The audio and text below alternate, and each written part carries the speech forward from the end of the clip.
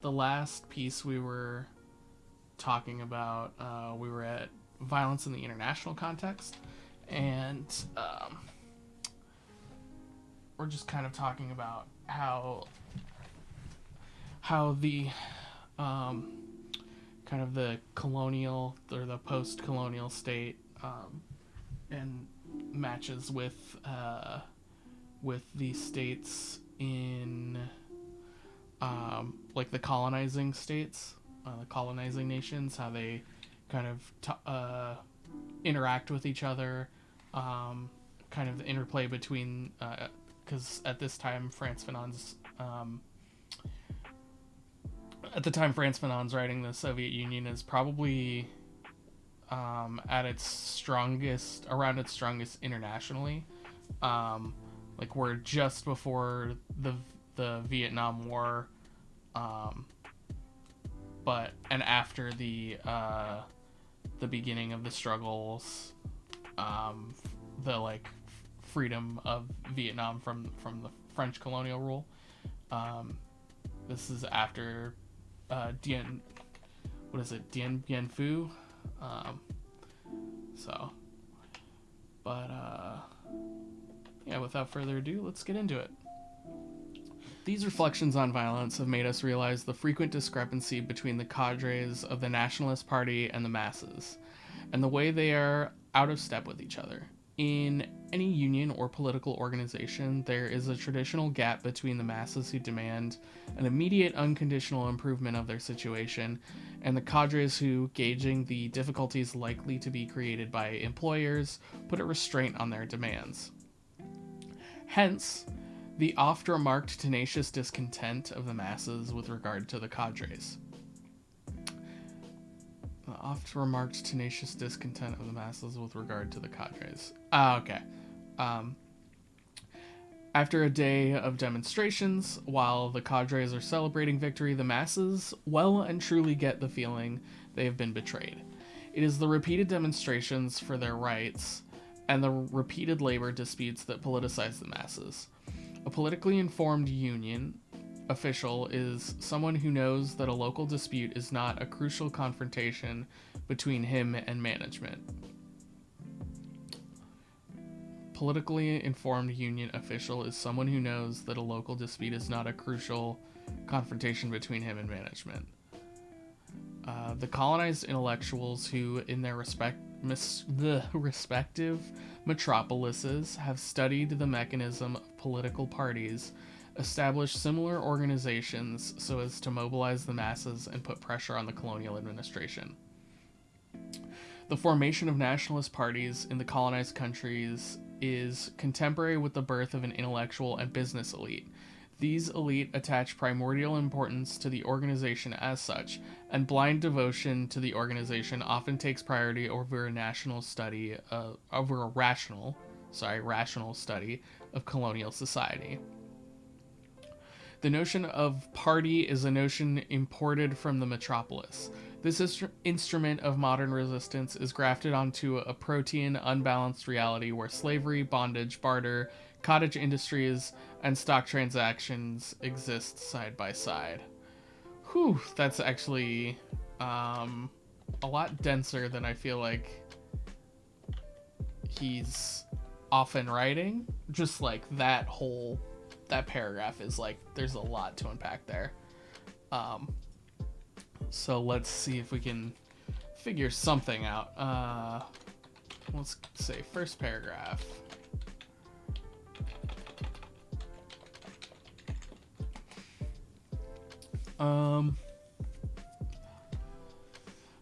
Really like the last part. Formation of nationalist parties in the colonized countries is contemporary with the birth of an intellectual and business elite. Is he saying? I think he's saying that their formation is in their formation within the colonized country, the birth of the intellectual and business elites formation also in the colonized countries, not just like in general, not like an international intellectual and business elite. Yeah, no, he's talking about the just within the colonized country.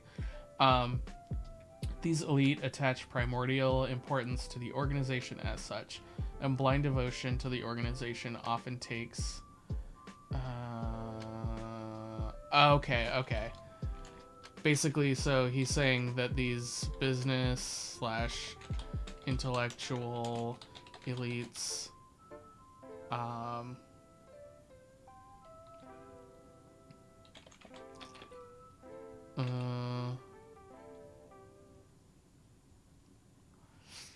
okay. So he's talking about like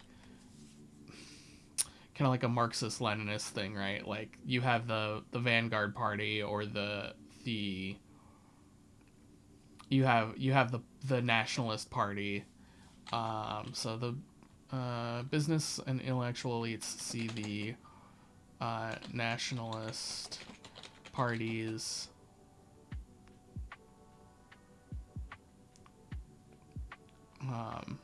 ooh, nationalist parties.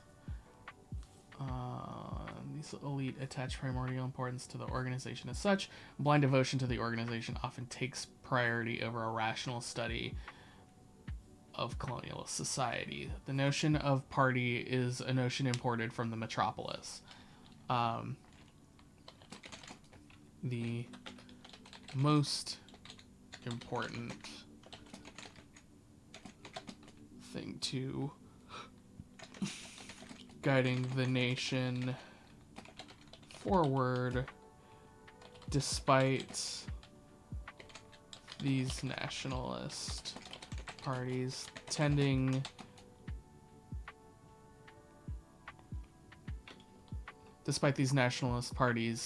being born of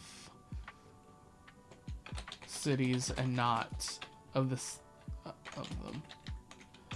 metropolis. Ugh, God, I can't spell metropolis.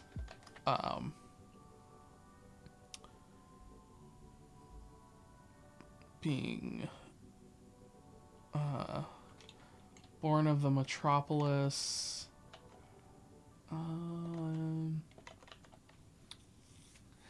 Despite being born of the metropolis,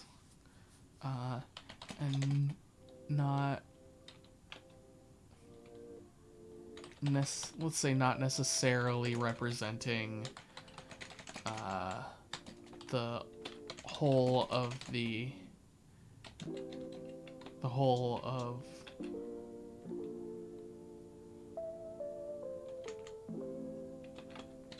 colonized society, i.e.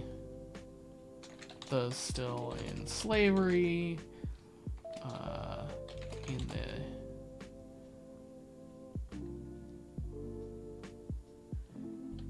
in the villages, etc.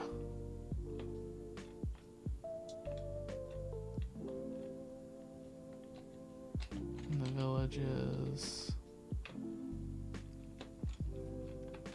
i.e. let's say, how can I word this? I.e. the peasantry and like the farming slash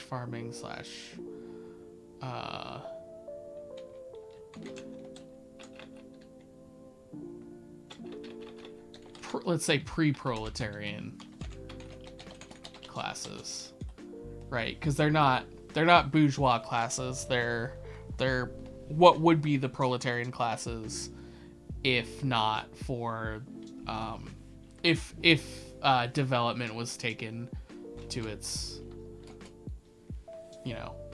end point, because I don't even know if we're even at the end point now, but let's continue.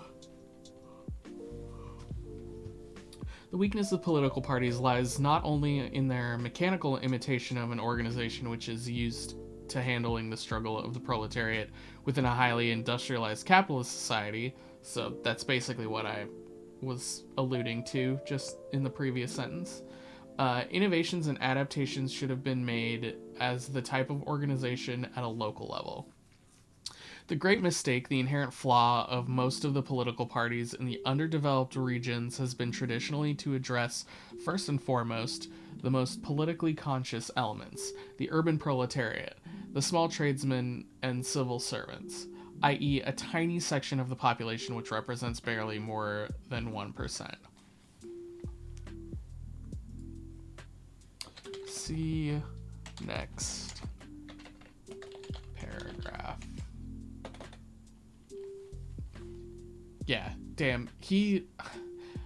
I feel like I'm like reading this and then like I'll read that and be like, okay, this needs an explanation, and then literally the next paragraph Fanon makes is an explanatory that puts it way better than I just did. So maybe what am I doing? I don't know. But I think it's necessary to at least explain some of the things in here that were contemporary for his time, like the historical kind of stuff. However, although this proletariat understood the party propaganda and read its publications, it was much less prepared to respond to any slogans taking up the unrelenting struggle for national liberation. It has been said many times that in colonial territories, the proletariat is the kernel of the colonized people most pampered by the colonial regime. Okay, interesting. The embryonic urban proletariat is relatively privileged. In the capitalist countries, the proletariat has nothing to lose and possibly everything to gain. In the colonized countries, the proletariat has everything to lose. It represents, in fact, that fraction of the colonized who are indispensable for running the colonial machine: tram drivers, taxi drivers, miners, dockers, interpreters, and nurses, etc. These elements make up the most loyal clientele of the nationalist parties, and by the privileged position they occupy in the colonial system, represent the bourgeois fraction of the colonized population. Alright, so these elements represent the bourgeois fraction of the colonized population.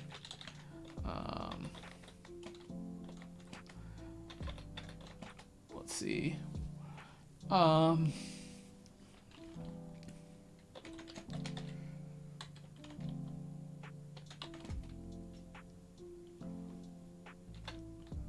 Let's say the urban proletariat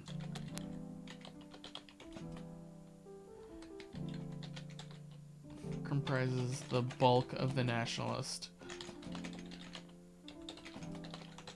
and represents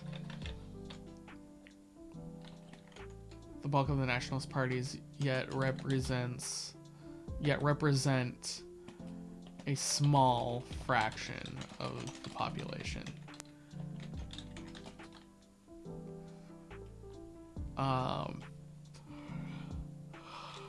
Yeah.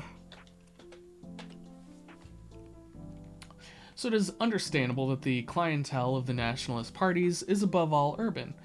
Technicians, manual workers, intellectuals, and tradespeople living mainly in the towns. Their way of thinking in many ways already bears the mark of the technically advanced and relatively comfortable environment in which they live. Here, modernism is king. These are the very same circles which will oppose obscurantist traditions and propose innovations, thereby entering into open conflict with the old granite foundation that is the national heritage. The large majority of the nationalist parties regard the rural masses with great mistrust. These masses give them the impression of being mired in inertia and sterility. Fairly quickly, the Nationalist Party members, the urban workers and intellectuals, end up passing the same pejorative judgment on the peasantry as the colonists. In our endeavor to understand the reasons for this distrust and the rural masses by the political parties, we should not forget that colonialism has often strengthened or established its domination by an organized petrifaction, of the peasantry. Regimented by marabouts, I gotta know what a marabout is.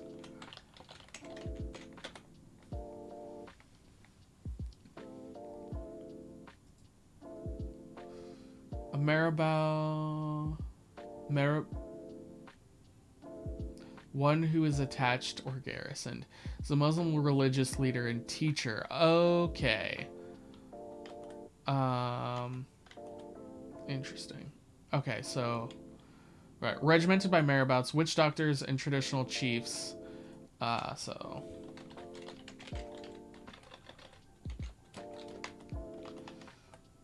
Let's see...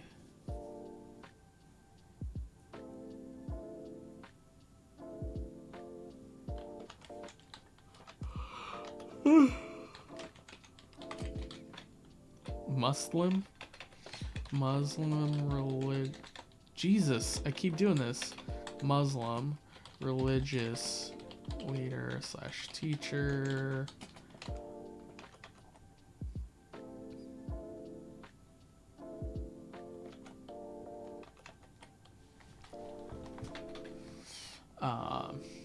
Regimented by marabouts, witch doctors, and traditional chiefs, the rural masses still live in a feudal state whose overbearingly medieval structure is nurtured by the colonial administrators and army.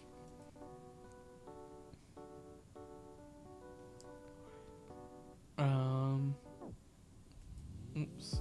Come on. Alright. 1 second, I got a text from my mom. A missed call from my mom at 10. Okay.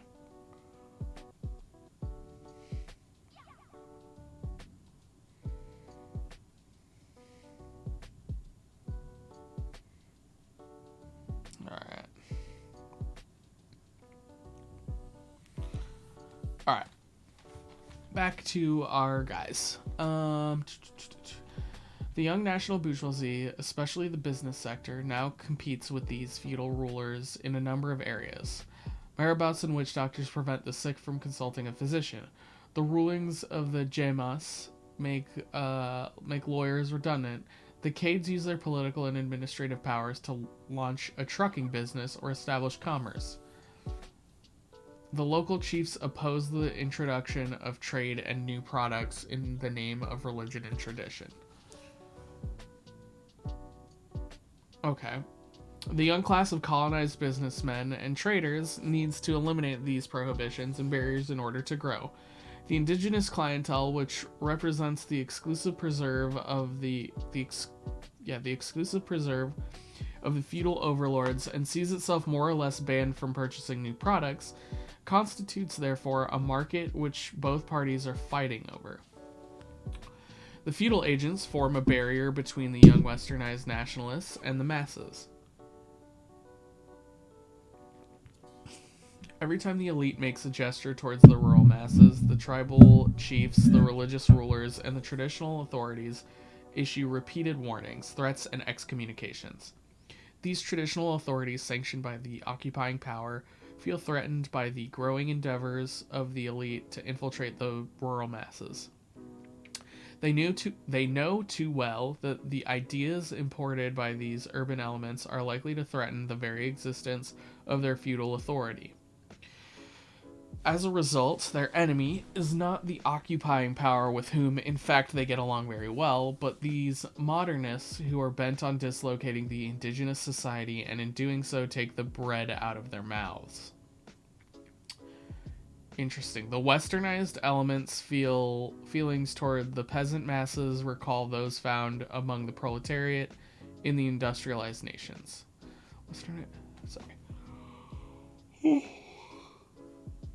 Read that again. The Western elements' feelings toward the peasant masses recall those found among the proletariat in the industrialized nations. The history of bourgeois revolutions and the history of proletarian revolutions have demonstrated that the peasant masses often represent a curb on revolution. In the industrialized countries, the peasant masses are generally the least politically conscious, the least organized, as well as the most anarchistic elements. They are characterized by a series of features: individualism, lack of discipline, the love of money, fits of rage, and deep depression. Jesus. Right. We've seen that the nationalist parties base their methods and doctrines on the Western parties, and therefore, in the majority of cases, do not direct their propaganda at the rural masses. In fact, a rational analysis of colonial society would have shown them that the colonized peasants live in a traditional environment whose structures have remained intact. Whereas in the industrialized countries, it is these traditional circles which have been splintered by the progress of industrialization. It is within the burgeoning proletariat that we find individualistic behavior in the colonies. It is within the burgeoning proletariat that we find individualistic behavior in the colonies. Wait, what? The nationalist parties base their methods on doctrine. Okay.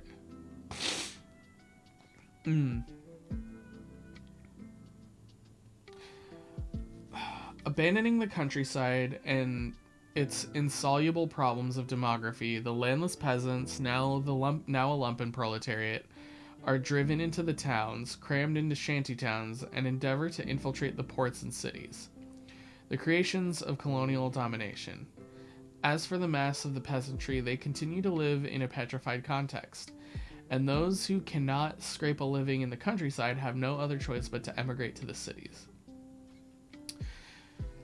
The peasant who stays put is a staunch defender of tradition, and in a colonial society represents the element of discipline whose social structure remains community-minded. Such a static society, clinging to a rigid context, can, of course, sporadically generate episodes of religious fanaticism and tribal warfare. But in their spontaneity, the rural masses remain disciplined and altruistic. The individual steps aside in favor of the community. So, I'm confused.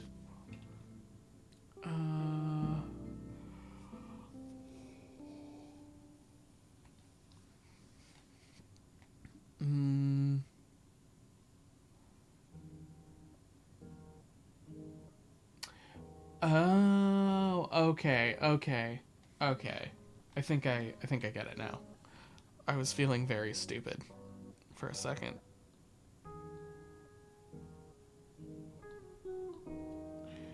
Oh my god.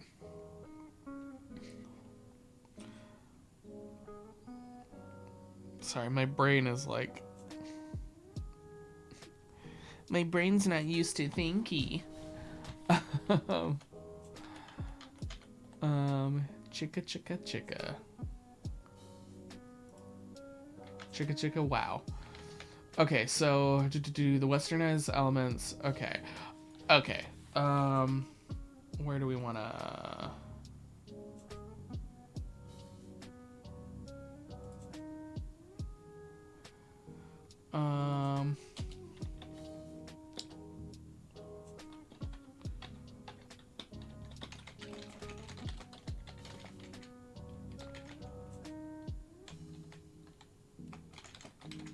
Individual steps aside in favor of the community. Oh, community. Okay. So, sorry, very itchy ear. Let's see. So, he's saying, while the proletariat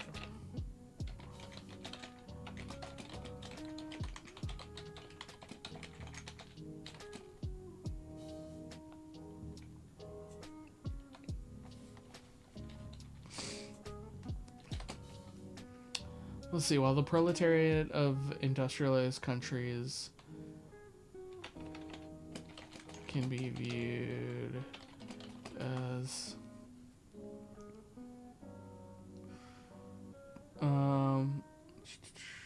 history of bourgeois revolutions and the history of proletarian revolutions have demonstrated the peasant masses often represent a curb on revolution. In the industrialized countries, the peasant masses are generally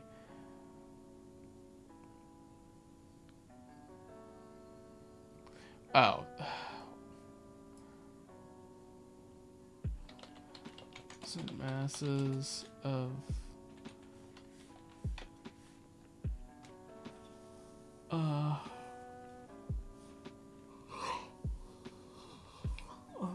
history of bourgeois revolutions and proletarian revolutions.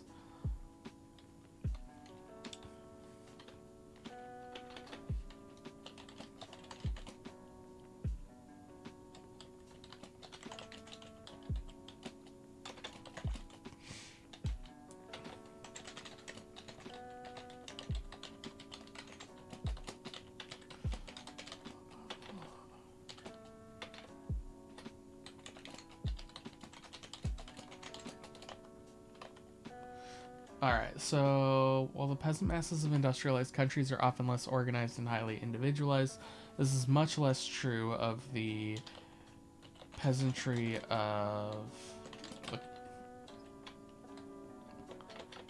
the colonized indigenous peasantry.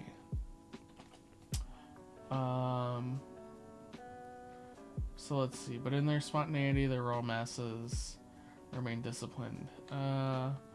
Peasant who stays put is a staunch defender of tradition, and in a colonial society represents the element of discipline whose social structure remains community-minded.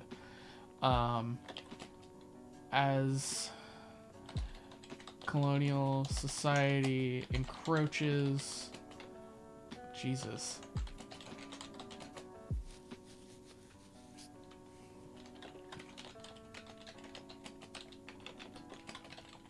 Communities, the peasant masses of, let's call them the indigenous peasantry.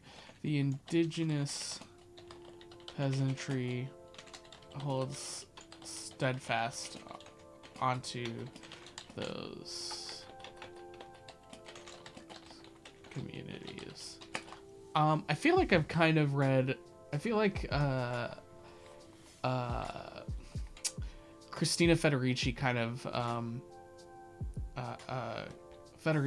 touches on this in Caliban and the Witch, when she talks about kind of these like heretical sects that are kind of responding to the encroachment of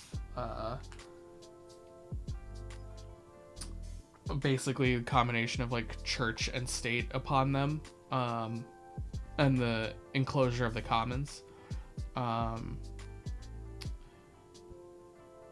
Such a static society.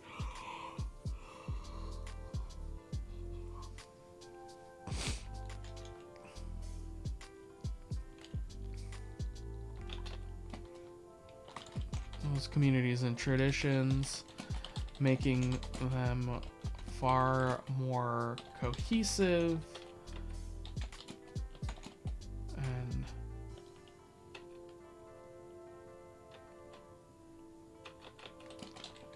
community oriented and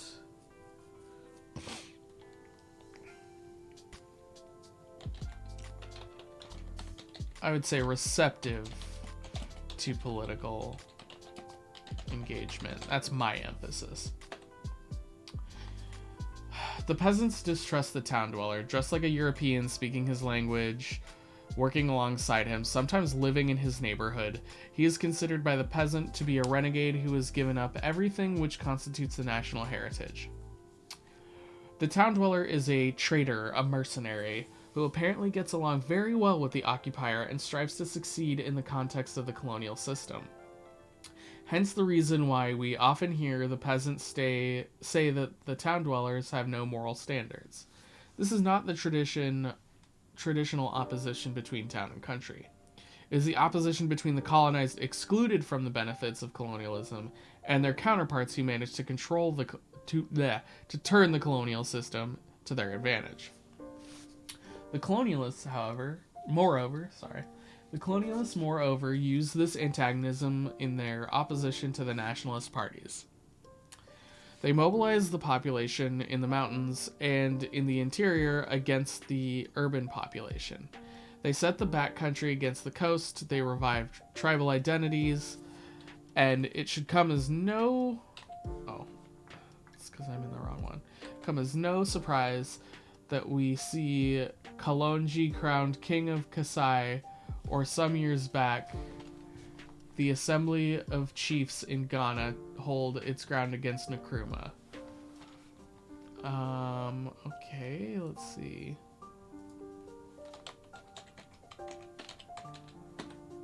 This would really help me.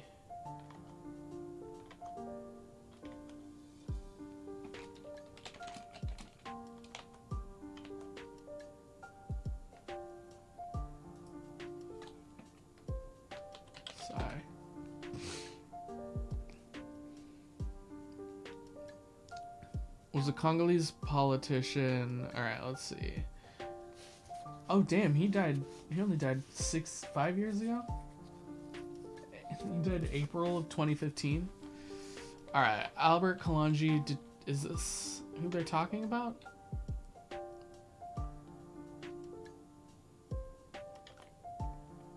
Was a Congolese politician best known as the leader of the short-lived secessionist state of South Kasai during the Congo crisis. Kalonji, a chief from the Luba ethnic group, began his political career under Belgian colonial rule as a member of the nationalist movement National Congolese party led by Patrice Lumumba. Kalonji, however, split with Lumumba to form a federalist faction of the party known as the Movement National Congolese Kalonji, which failed to achieve significant success while Lumumba was made prime minister of the independent Congo in 1960. Within days of being independent from Belgium, the new Republic of Congo found itself between competing political factions, as well as by foreign interference. That's a clunky ass sentence. Thank you, Wikipedia. As the situation deteriorated, Moise Chombe,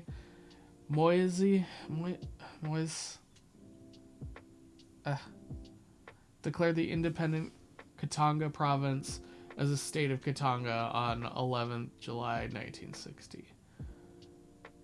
The Baluba were being persecuted in Congo and needed their own state in their traditional Kasai homeland. Followed suit shortly afterwards and declared the autonomy of the diamond-rich South Kasai. In emulation of Winston Churchill, he adopted the V sign for victory, expressed his confidence in South Kasai's ability to achieve its goals. Kalonji's father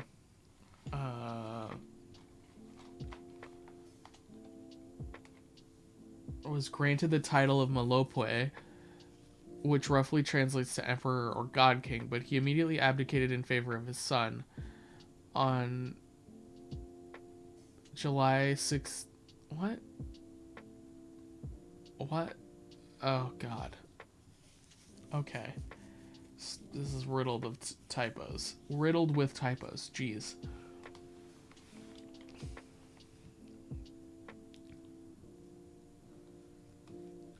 Damn, he fled to Francoist Spain.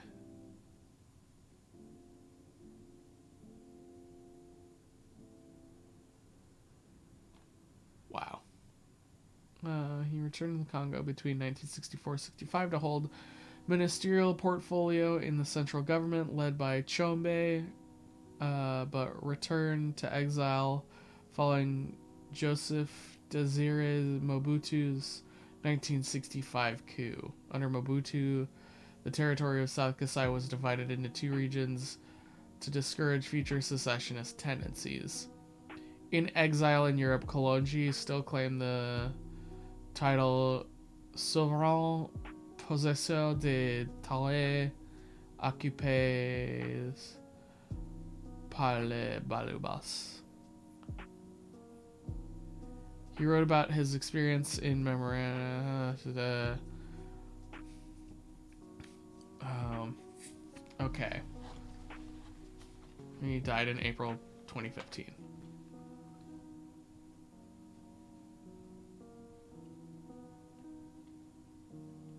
Alright, so what does this all mean? Let's go back. Surprised to see Lange crowned King of Kasai, or some years back the Assembly of Chiefs in Ghana hold its ground against Nkrumah.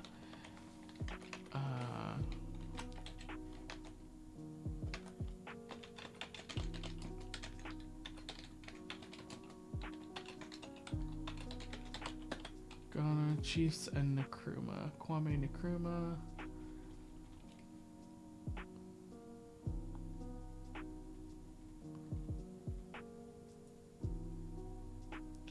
I need to read some Nkrumah.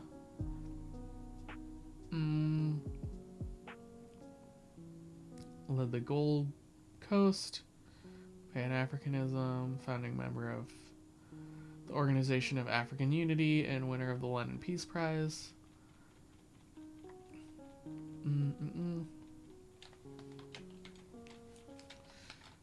Chief. Let's see. Okay. Nkrumah's title was leader of government business in a cabinet chaired by Arden Clark. Quick progress was made, and in 1952 the governor withdrew from the cabinet, leaving Nkrumah as his prime minister. With the portfolios that had been reserved for expatriates going to Africans, there were accusations of corruption and of nepotism, as officials following African custom attempted to benefit their extended families and their tribes.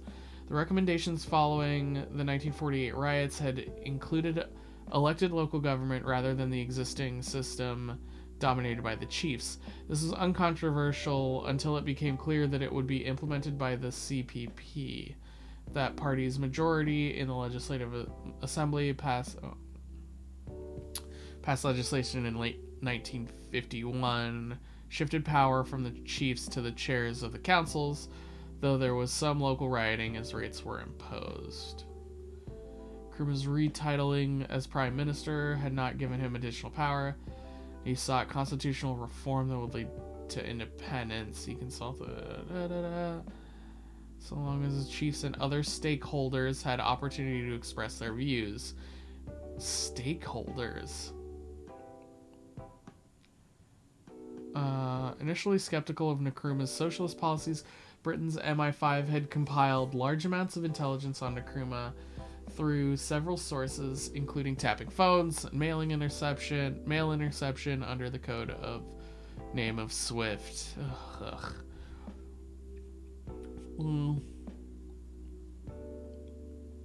Resulting following year was a white paper on the Constitution, seen as a final step before the independence. Oh goodness.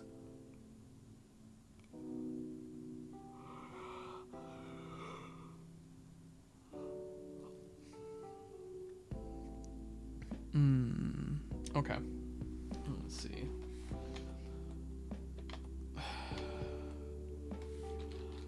Alright, surprised to see.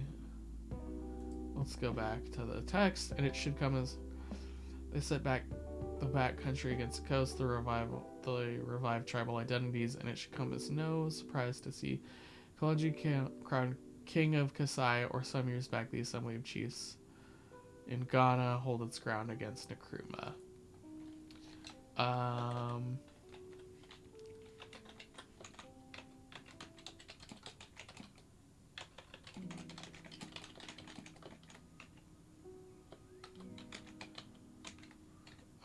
Let's see. What do I want to say about this?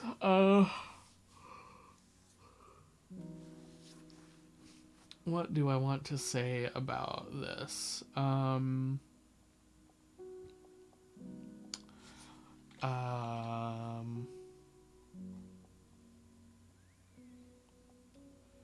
Use this antagonism in their opposition to the nationalist parties.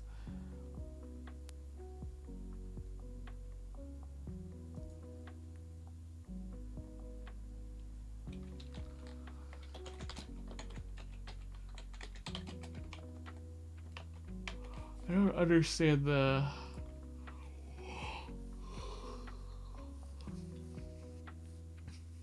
Kalonji. Oh, okay. Wait, I think I understand.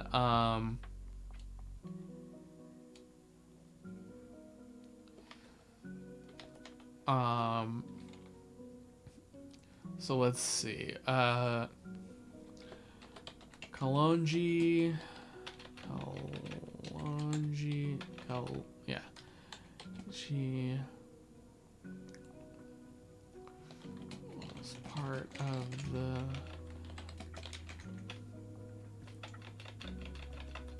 split from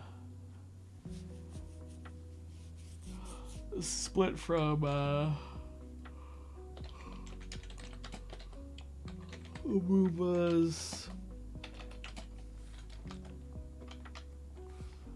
Let's see.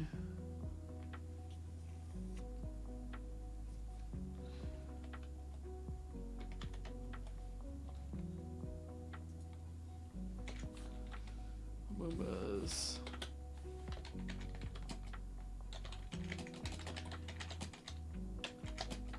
Forum.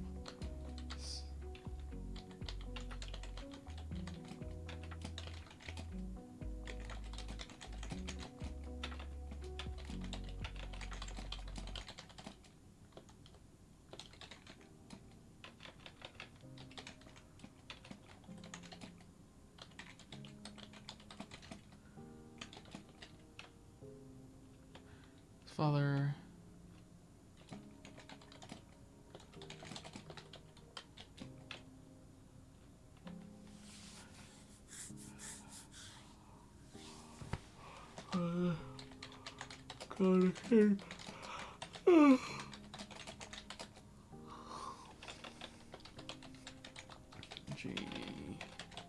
Himself.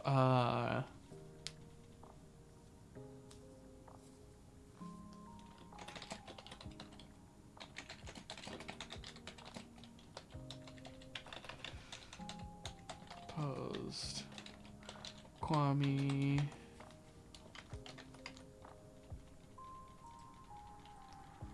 Wait, is it Kwame or Kwame?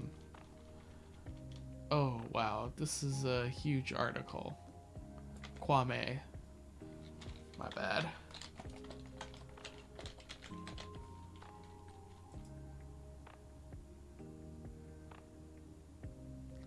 Ghanaians approved a new constitution and elected Nkrumah president.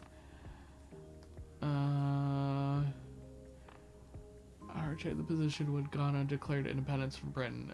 His administration was primarily socialist as well as nationalist. It funded national industrial and energy projects, developed a strong national education system, and promoted a Pan-Africanist culture. Under Nkrumah, Ghana played a leading role in African international relations during the decolonization period. In 1964, a constitutional amendment made Ghana a one-party state, with Nkrumah as president for life of both the nation and its party.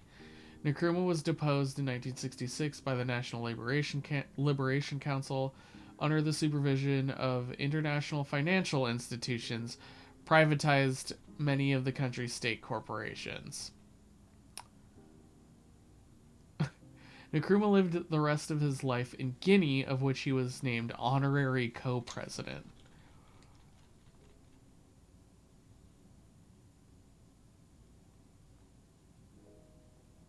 Interesting.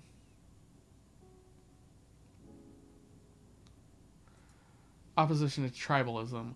Alright, so he sought to eliminate tribalism. This is all from Wikipedia, so it's kind of a mixed bag, right? I just want to make sure whoever's watching this understands that. I would love to do some more reading on Nkrumah, because I've heard rad things, and honestly, like, cutting through some of the bullshit that is written by people who, you know, are have less scruples or are less scrupulous about this sort of stuff. You can kind of see where they sit on these things. Oh, excuse me. All right, so let's see. Another source of irritation. Okay. Nkrumah also sought to eliminate tribalism, a source of loyalties held more deeply than those to the nation state. Thus, as he wrote, in Africa we must unite. All right, so that's going to be on my reading list. Unite.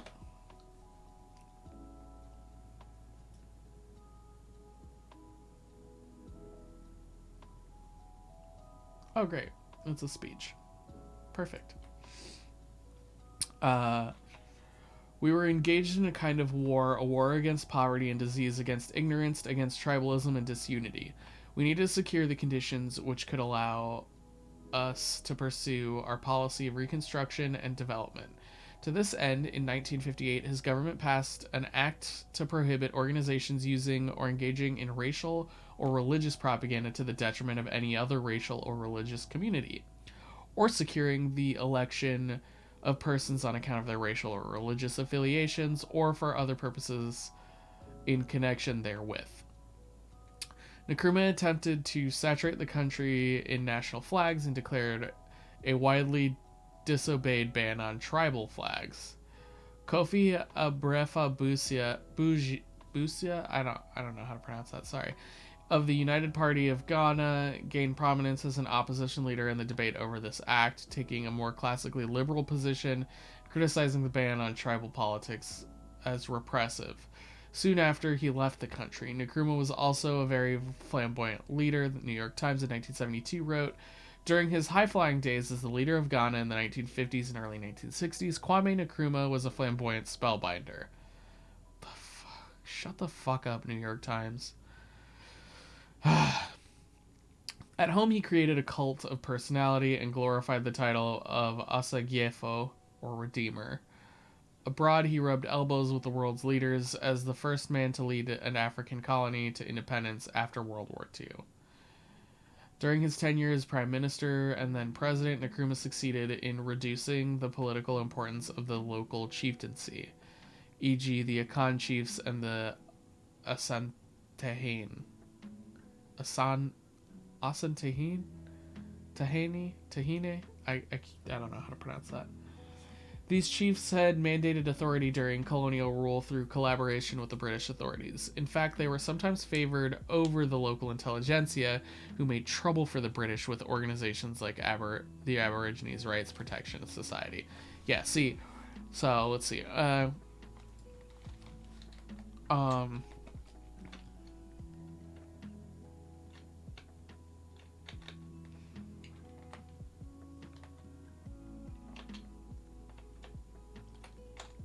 I guess I'll do a brief history on a tiny history of Nkrumah.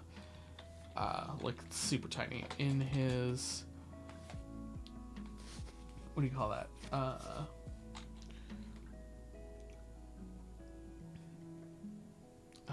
In his goal to unify, not to unify. Oh, why is this going so slow? To unify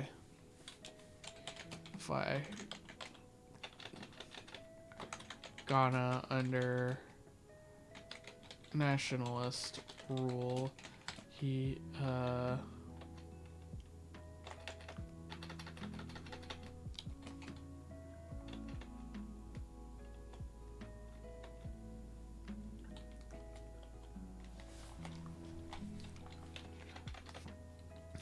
and his goals to unify, liberate, and pull Ghana out of poverty.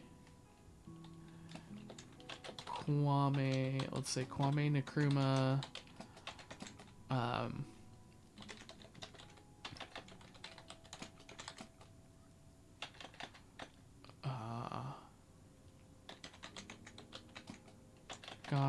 got it. Suppress tribalism.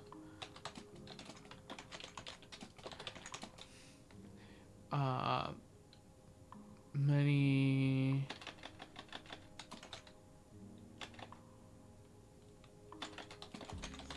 yes, of course.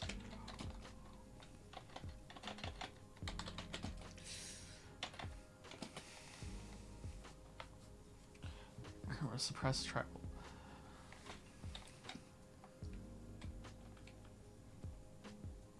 His goal to, let's see, is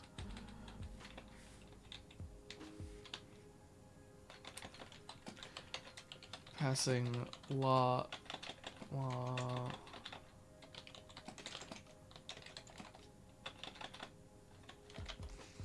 What is it? Nkrumah succeeded in reducing the importance of local chieftaincy. Blah blah blah. Where is that? During his, the chiefs maintained the authority during colonial rule. No, Nkrumah attempted to. Wait.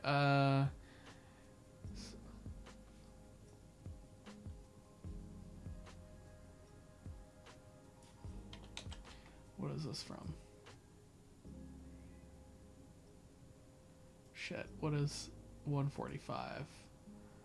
Where is that one? Oh, 145. Africa must unite. Okay. Gotcha.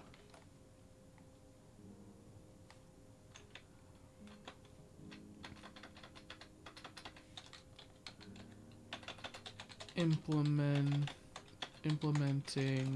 policy to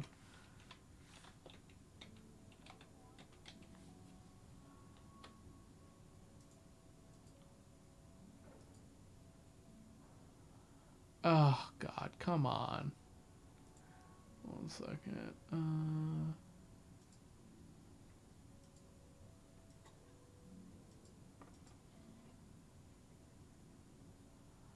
Font color and 12.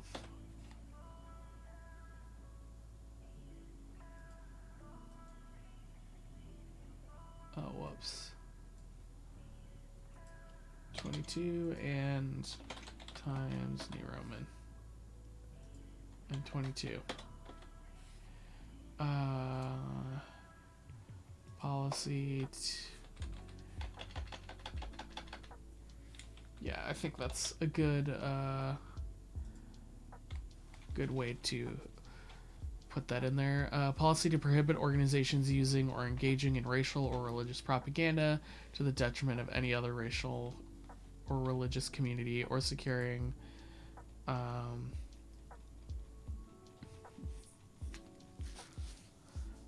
liberate and pull Ghana out of poverty. Kwame Nkrumah suppressed tribalism in Ghana, implementing policy to during the colonial period, during its British, during the British colonial period, Ghanaian. How do you? Is this? Oh, Ghanaian. Okay, that makes sense. Tribal leaders. Let's see.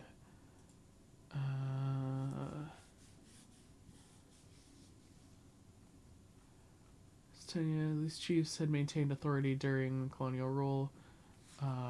Yeah. During the British colonial tribal leaders,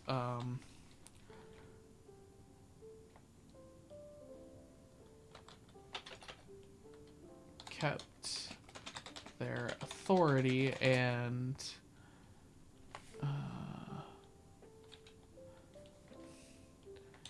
collaborated.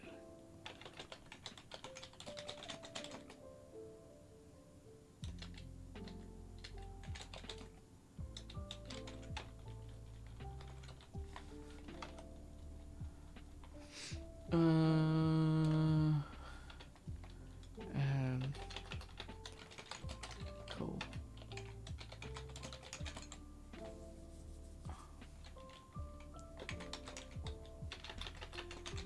They're colonizers.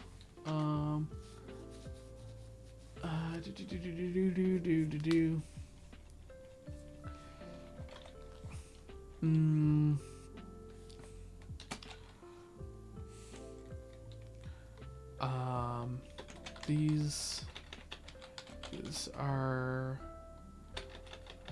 let's see, Fanon is using these two examples to illustrate the ways in which, the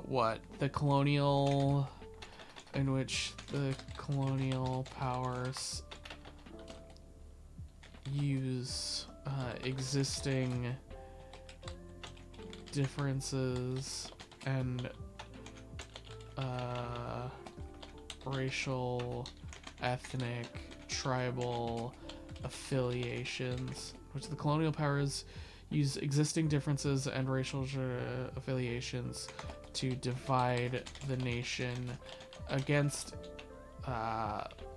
divide the colonized people against each other. As such, tribal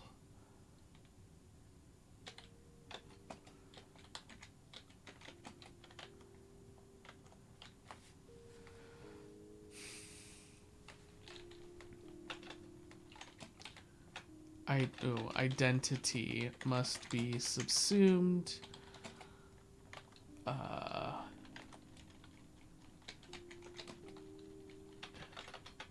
by a national identity, lest it be as such, tribal identity must be subsumed by a national identity, lest I don't know, dudes doing dude stuff, lest the tribes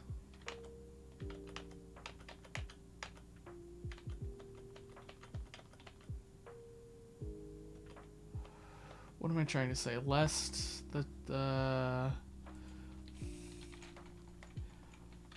lest colonial powers use those divisions against the colonized. Yeah, I think that'll work. It's a bit long, but maybe we can pare it down before I actually read this as an ASMR video.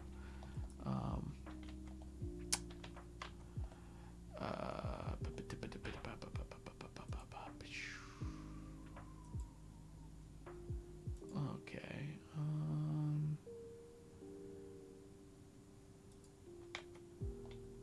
Yeah, okay. So, after that long detour, let's see. The political parties are unable to establish roots in the countryside. Instead of adapting the existing structures in order to invest them with the nationalist or progressive elements, they're intent on disrupting traditional existence within the context of the colonial system. They imagine they can jumpstart the nation, whereas the mesh of the colonial system is still tightly interlocked. They make no effort to reach out to the masses. They do not place their theoretical knowledge at the service of the people, but instead try to regiment the masses according to a predetermined schema. Consequently, they parachute into the villages inexperienced or unknown leaders from the capital who, empowered by the central authorities, endeavor to manage the douar or the village like a company committee. The traditional chiefs are ignored, sometimes taken down a peg. Instead of integrating the history of the village and the conflicts between the tribes and clans into the people's struggle, the history of the future nations has a singular disregard for minor local histories and tramples on the only thing relevant to the nation's actuality. The elders, held in respect in traditional societies, are generally invested with an undeniable moral authority, are publicly ridiculed. The occupiers' services have no scruples making use of the ensuing resentment and are kept informed of the slightest decision adopted by this caricature of authority. A well-informed police repression based on factual intelligence gathering is quick to follow. The leaders parachuted in from the outside and the main members of the new assembly are arrested. Okay, so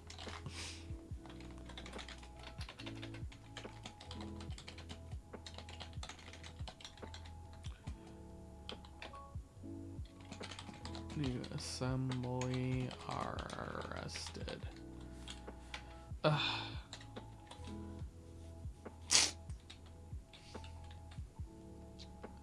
So, what can we say about this?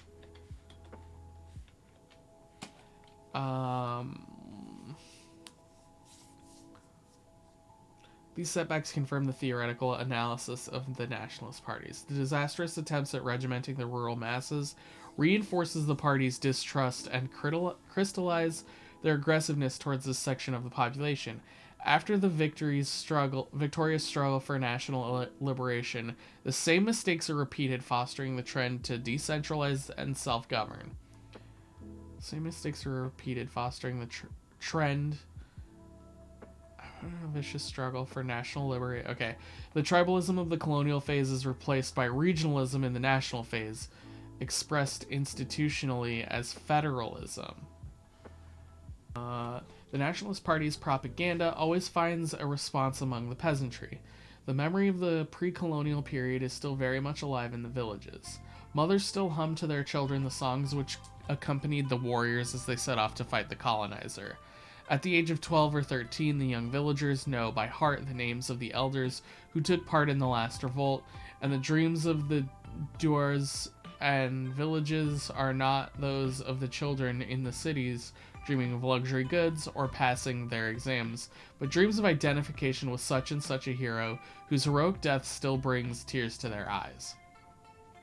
At a time when the nationalist parties are endeavoring to organize the embryonic working class in the towns, we are witnessing apparently inexplicable social unrest in the interior. We can take as an example the infamous 1947 insurrection in Madagascar. The colonial services stated categorically that it was a peasant revolt. In fact, we now know that things, as always, were much more complex. During the Second World War, the major colonial companies extended their influence and grabbed in any remaining lands. There was also talk at the same period of the possible settlement in the island of Jewish, Kabyle, and West Indian refugees. The rumor also spread of an imminent invasion of the island by whites from South Africa, abetted by the colonists. After the war, therefore, the candidates on the nationalist ticket were triumphantly elected. Immediately afterwards, factions of the MDRM movement, Mouvement Démocratique de la Rénovation Malgache, underwent repression. In order to achieve their ends, the colonial authorities employed the usual methods: mass arrests, intertribal racist propaganda, and the creation of a party with the unorganized factions of the lumpen proletariat. This party, called the Disinherited of Madagascar, PADESM,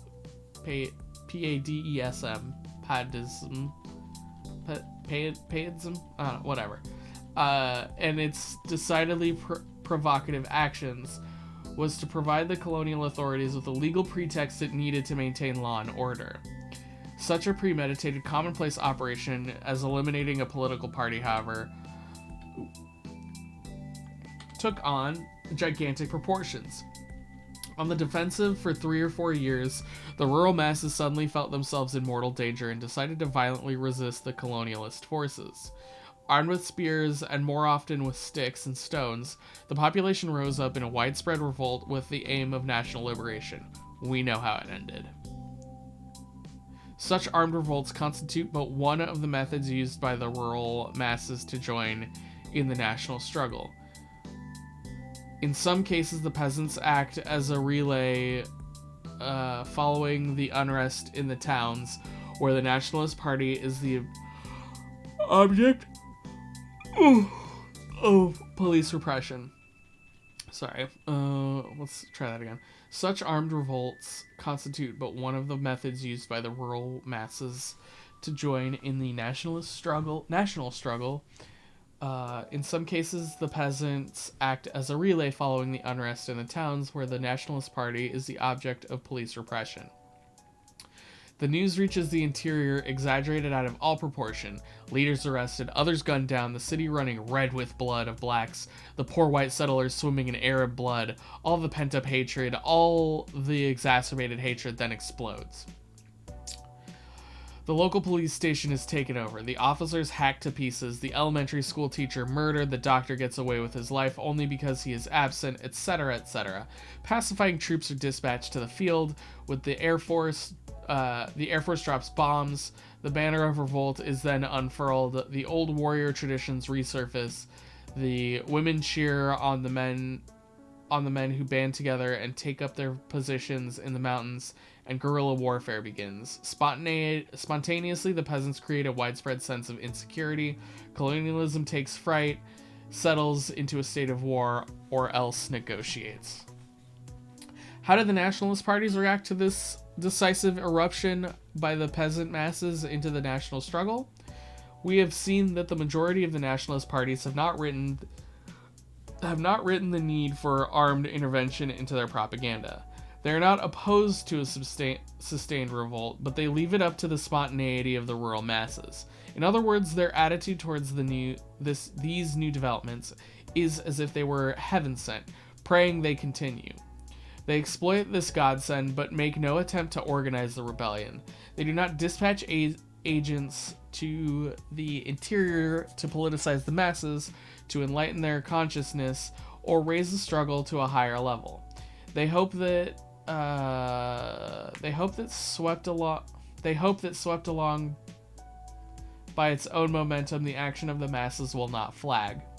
There is no contamination of the rural movement by the urban movement.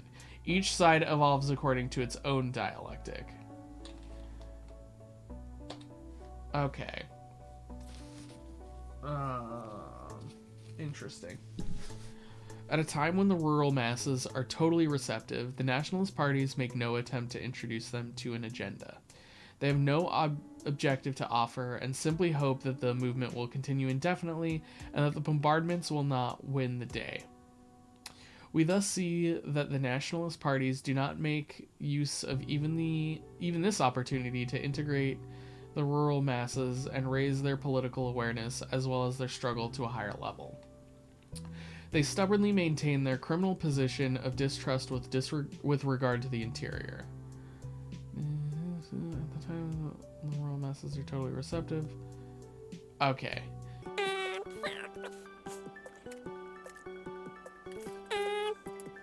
So the political cadres hole up in the towns and make it clear that the colonial authorities, they have no connections to or else they leave the country. Seldom do they join forces with the people in the mountains. In Kenya, for example, during the Mau Mau insurrection, no known nationalist claimed he was a member of the movement or attempted to defend it. Damn. There are no constructive talks, no confrontation between the different social strata of the nation. Once independence has been achieved after repression of the rural masses and collusion between the colonial authorities and the nationalist parties, we find this mutual incomprehension exacerbated. The peasantry balk at the structural reforms proposed by the government, as well as the even objectively progressive social innovations. Precisely because the current leaders of the regime did not explain to the people during the colonial period the party objectives, the national policy, and international issues, etc. The mistrust felt by the rural population and the traditional leaders toward the nationalist parties during the colonial period is matched by equal hostility during the national period. The colonialist secret service, which is still at work after independence, foments discontent and still manages to create serious difficulties for the young governments. When all is said and done, the government is merely paying for its idleness during the liberation period and its enduring contempt for the peasantry. The nation may well have a rational, even progressive head, but its huge body remains retarded, rebellious, and recalcitrant.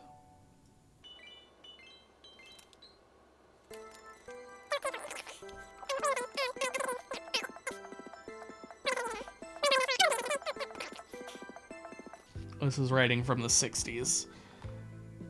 Translated Okay. So we're gonna...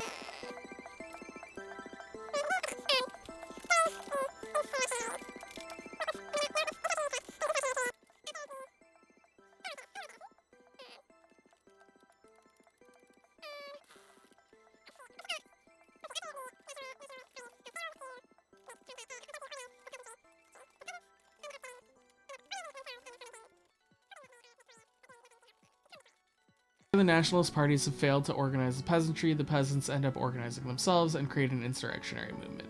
The colonial authorities arrest and attack the nationalist parties on these grounds, who for their part deny, and rightfully so, any ties to these peasant movements. Instead of participating in the movements and helping to educate... Oh, I think my head's kind of blocking some of this text. Sorry, my big dumb head. Let's move that up there, and fuck it. Well, oh no, not that. Not that. Move that down a little bit. Cool.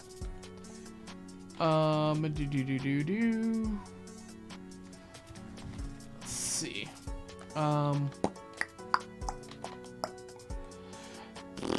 Help them, but doing nothing to help. Let's see. Insert any ties to the peasant movements. Instead of participating in the movements and helping to educate the peasantry on the party agendas and motives,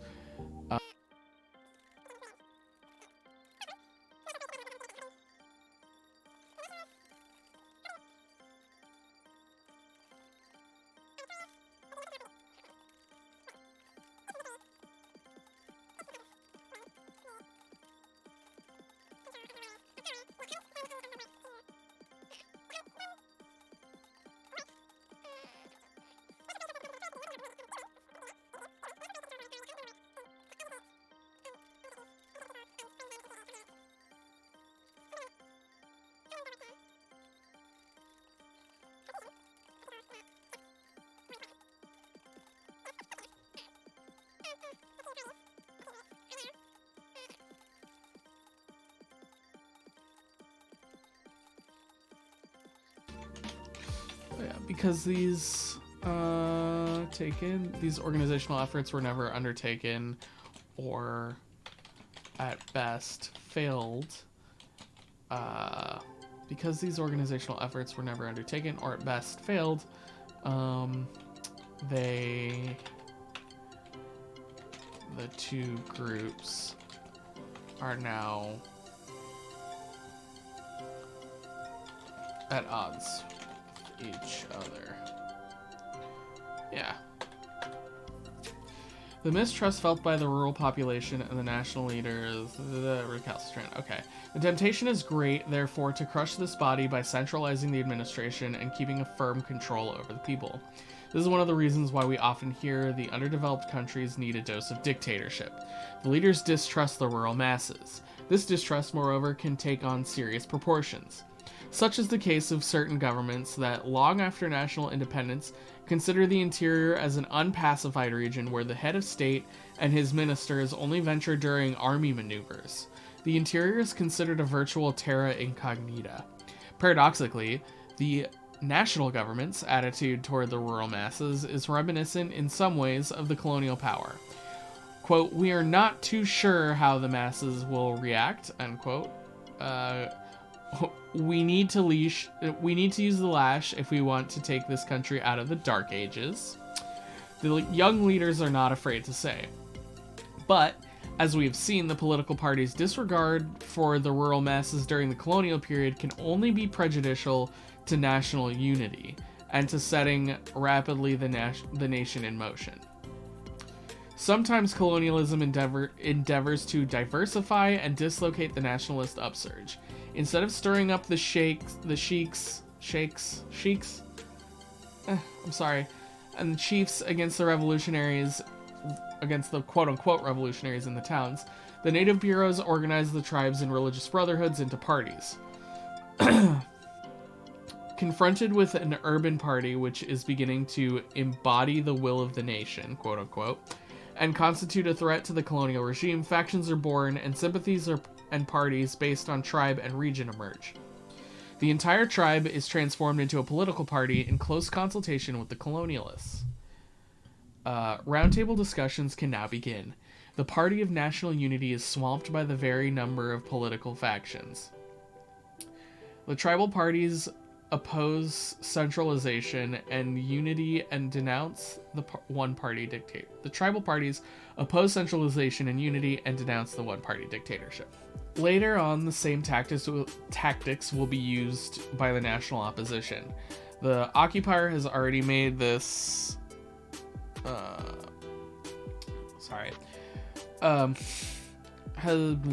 occupier has already made his choice from the 2 or 3 nationalist parties who led the liberation struggle. The method of choice is typical. Once a party has achieved national unanimity and has emerged as the sole negotiator, the occupier begins his maneuvering and delays negotiations as long as possible. The delay is used to whittle away the party's demands and obtain concessions from the leadership to remove certain extremist elements. The Party of National Unity is swamped by the very number of political factions. The tribal parties oppose centralization and unity. Okay.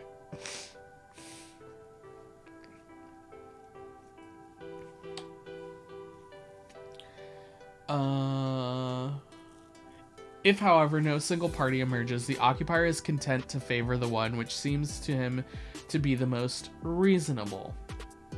The nationalist parties, which were excluded from the negotiations, then loudly denounced the agreement concluded between the other party and the occupier.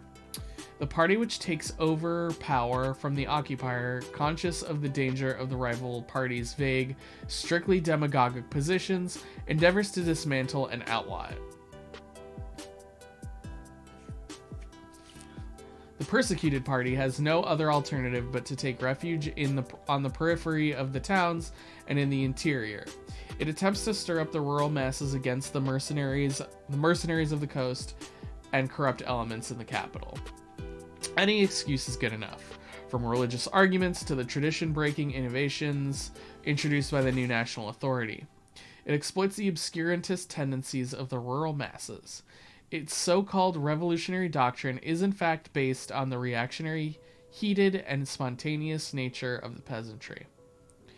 It spreads the rumor here and there that the mountainous regions of the interior are now on the move, that there is discontent among the peasants. It claims that in one region the police have opened fire on the peasants, reinforcements have been dispatched, and the government is about to collapse. With no clear program and no other objective but to take over from the team in power, the opposition parties put their fate in the hands of the spontaneous and obscure mass of the peasantry. Okay. Conversely, in some cases, the opposition no longer seeks support from the rural masses, but from the progressive elements of the young nation's labor unions. In this case, the government calls upon the masses to resist the workers' demands, calling them rash, anti-traditionalist maneuvers. The observations we have noted concerning the political parties can now be applied to the labor unions, mutatis mutandis. The first labor unions in the colonial territories are usually local branches of their metropolitan counterparts, and their slogans echo those of the metropolis. Once the crucial phase of the liberation struggle begins to take shape, a group of indigenous union leaders decides to create a national labor movement. The locals desert en masse the previous organization imported from the metropolis. The formation of this union is another way for the urban population to exert pressure on the colonial authorities. We've already said that the proletariat in the colonies is embryonic and represents the most privileged fraction of of the population. The national labor unions born out of the liberation struggle are urban organizations, and their program is above all political and nationalist. But this national union, born during the decisive phase of the fight for independence, is in fact the legal enlistment of dynamic, politically conscious nationalist elements. The national labor unions born out of the liberation struggle are urban organizations.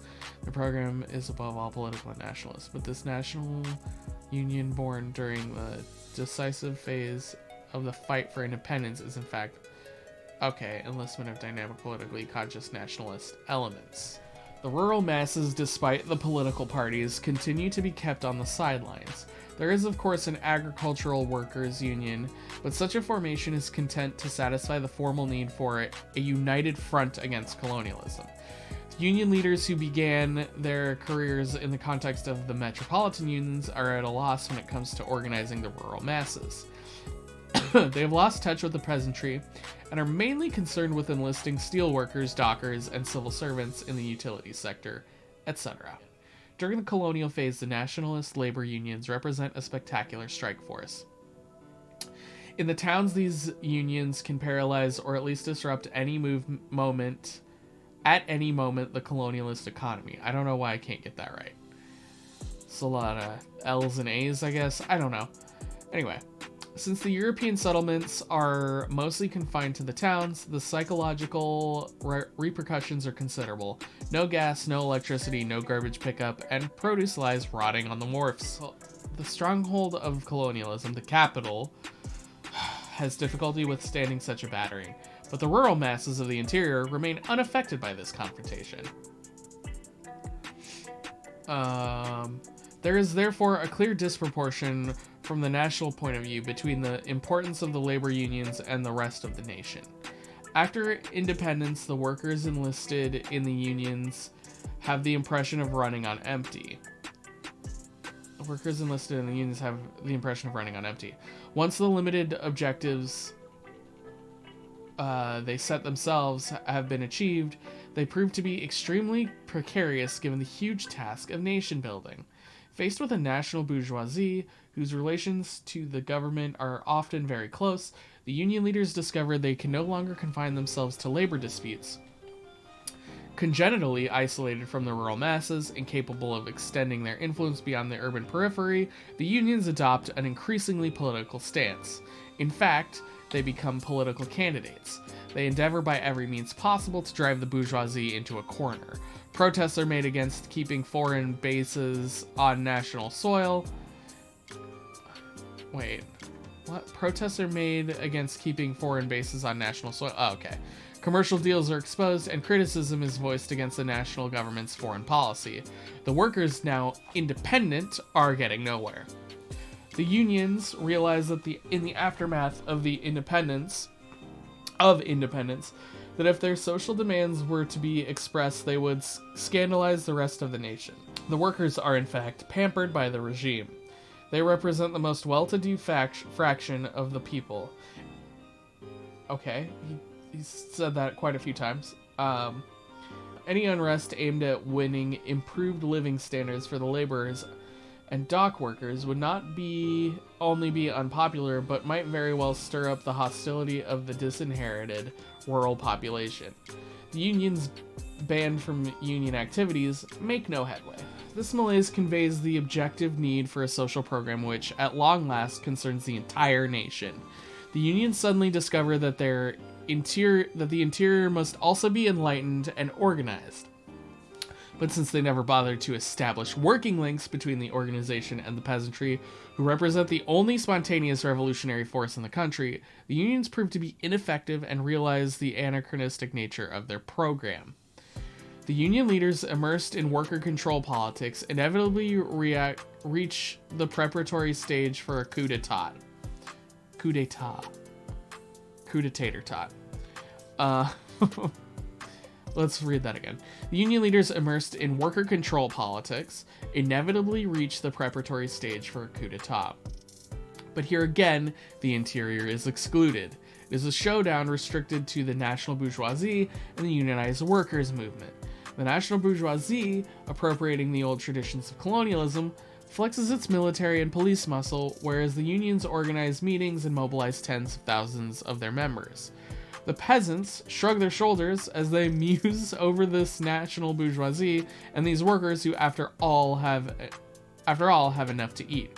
The peasants shrug their shoulders, for they realize that both parties treat them as a makeshift force.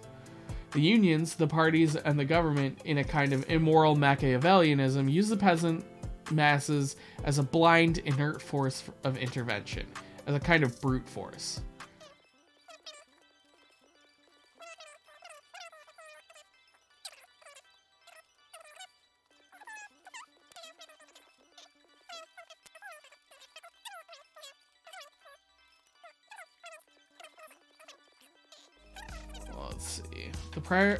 The prior fact that the nationalist parties and proletarian movements never bothered to adequately and materially address the interior's concerns has lasting repercussions. Fanon gives us a few ways that this pans out, but in every one, the peasantry is leveraged by some power against the rest of the nation, be it the party in power, the opposition party, or the unions. None of them ever bothered to organize the peasants. Oh god, such a annoying word. I don't know. It's the two A's. None of them ever bothered to organize the peasants, and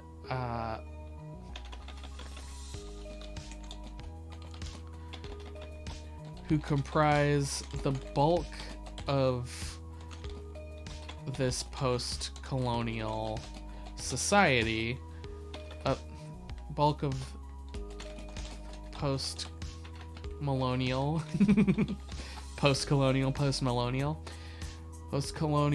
nation. None of them ever bothered to organize the peasants, who comprise the bulk of the post-colonial nation.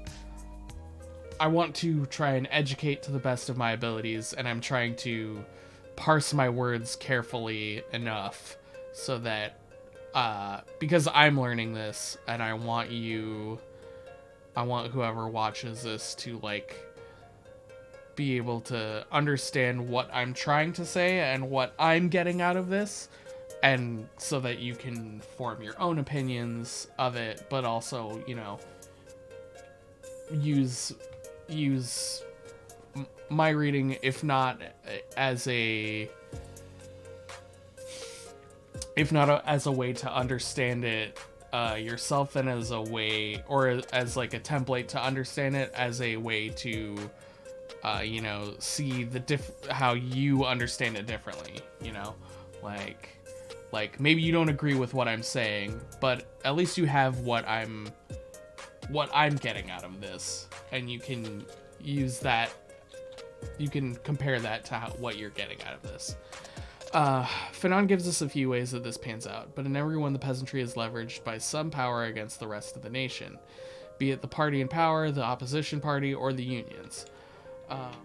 No one ever successfully organized the peasantry, and thus national unity cannot occur. Yeah, there we go. In certain circumstances, however, the peasant masses make a crucial contribution to the struggle for national liberation, as well as to the course of action opted by the future nation. Ooh, okay, we're up to something different.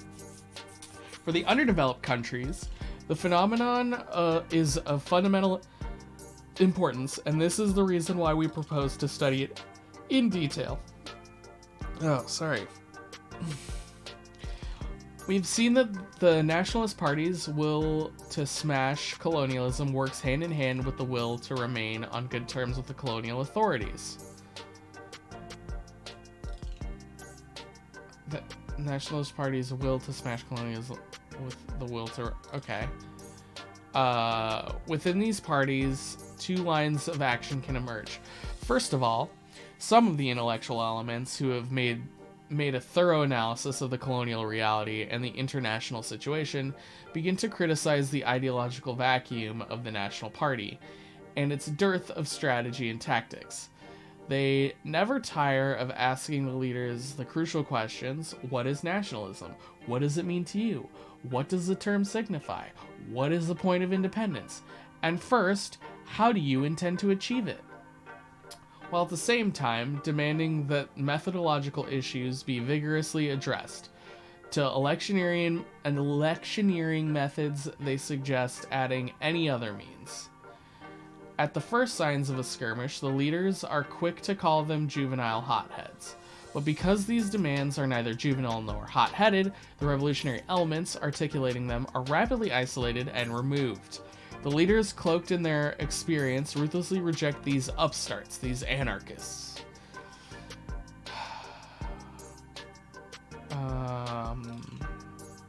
Wait. Vigorously to electioneering methods, they suggest adding any other means. What? At first, that methodological issues be vigorously addressed. The first signs of a skirmish, the leaders are quick to call them juvenile hotheads. They're neither juvenile nor hot-headed. Their revolutionary elements, articulating them are rapidly isolated. Okay. The party machines tend to resist any innovation. The revolutionary minority finds itself isolated, confronted by a leadership, frightened and anguished at the idea it could be swept away in a whirlwind whose nature, strength, and direction are beyond its imagining. This is so the party machine tends to resist any innovation.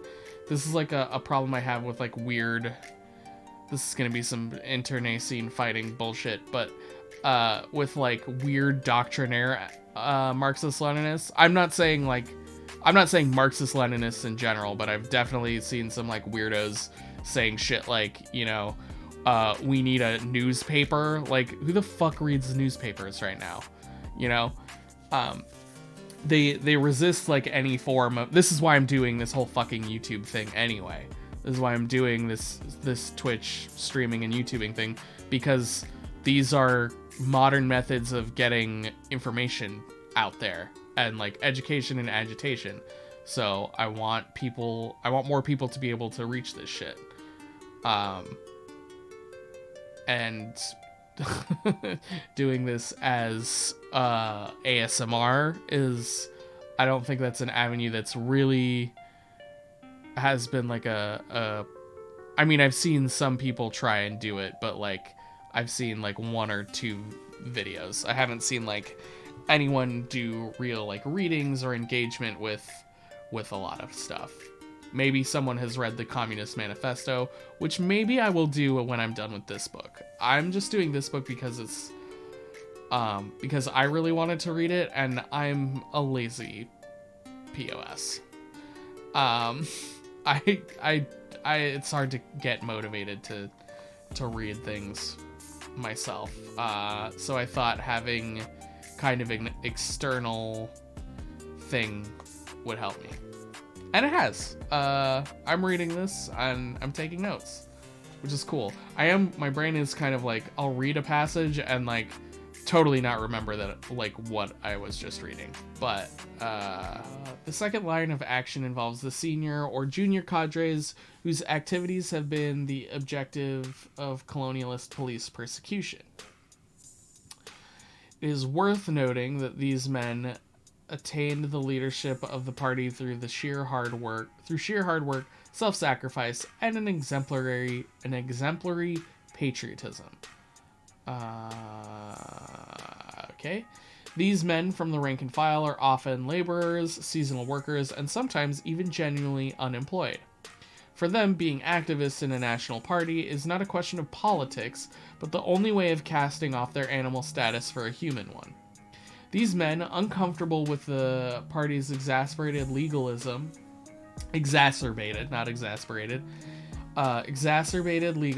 demonstrate within the limits of their assigned activities a spirit of initiative, courage, and a sense of purpose, which almost systemically make them targets for the forces of colonialist repression.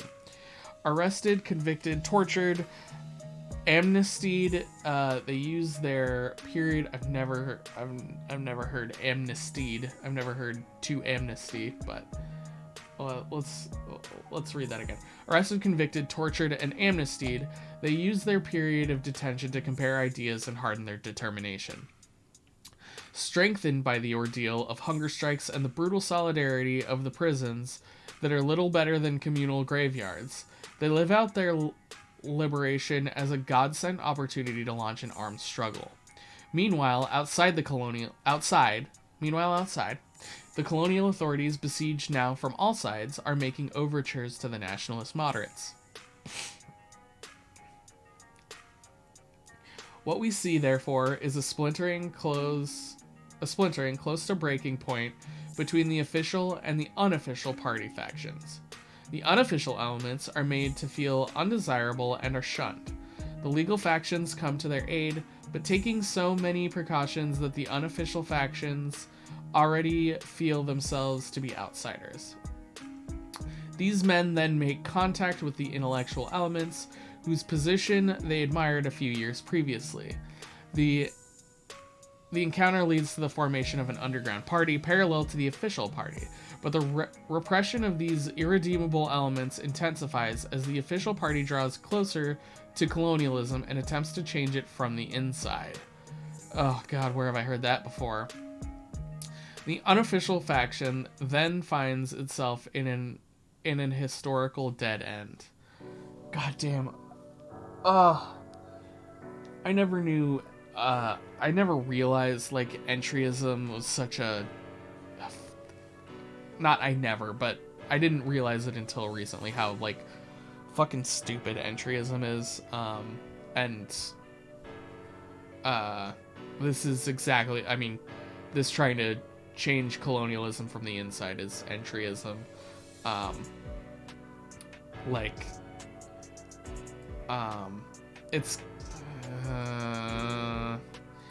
It's kind of what Matthew Lillard's character in SLC Punk is doing when at the end of the movie. Like, he's like, well, I guess I'll become a lawyer and change it from the inside. It's what, starry-eyed Democratic hopefuls try. It's kind of what the DSA is trying to do. And it's all dumb baby shit. Sorry. Not that the DSA doesn't do some good work. I just don't think I think their electoral stuff is baby back bullshit. Anyway, that's neither here nor there. Driven from the towns, these men first of all take refuge in the urban periphery, but the police network smokes them out and forces them to leave the towns for good, and abandon the arena of political struggle. They retreat to the interior, the mountains, and deep into the rural masses. Initially, the masses close in around them, protecting them from the manhunt. The nationalist militant who decides to put his fate in the hands of the peasant masses, instead of playing hide-and-seek with the police in the urban centers, will never regret it. The peasant cloak wraps him in a mantle of unimagined tenderness and vitality. Veritable exiles in their own country, and severed from the urban milieu where they drew up the concepts of nation and political struggle, they attempt to take the Maquis. Constantly forced to remain on the move to elude the police, walking by night so as not to attract attention, they're able to travel the length and breadth of their country and get to know it. Gone are the cafes, the discussions about the coming elections, or the cruelty of such and such a police officer. Their ears hear the true voice of the country, and their eyes see the great and infinite misery of the people. They realize that precious time has been wasted on futile discussion about the colonial regime. They realize at last that change does not mean reform, that change does not mean improvement. Now, possessed with a kind of vertigo, they realize that the political unrest in the towns will always be powerless to change and overthrow the colonial regime. Whoa, okay. I guess we gotta read a little farther, because that's bleak.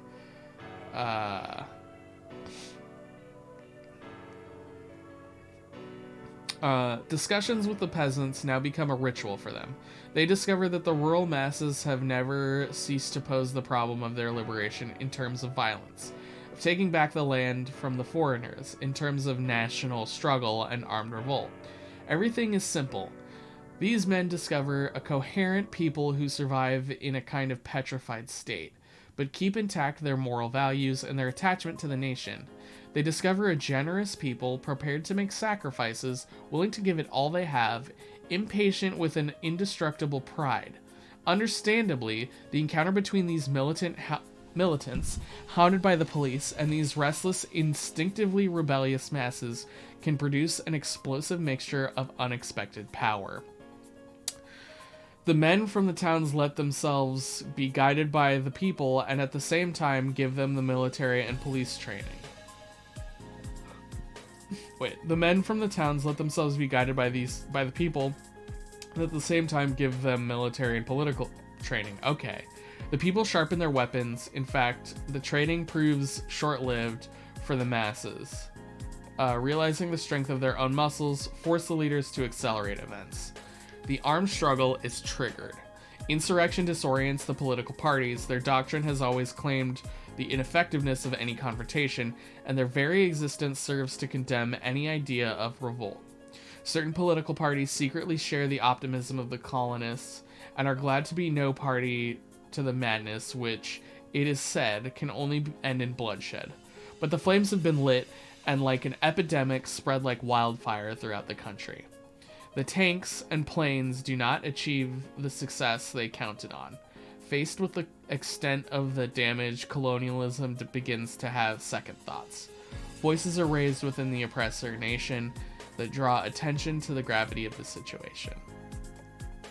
As for the people living in their huts and their dreams, their hearts begin to beat to the new national rhythm, and they softly sing unending hymns to the glory of the fighters.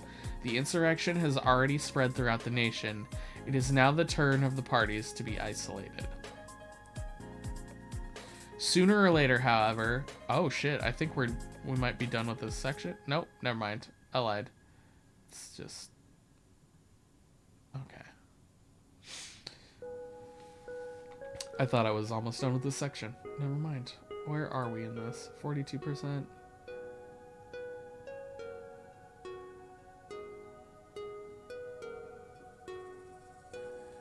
Nope. Shit. Okay. There we are.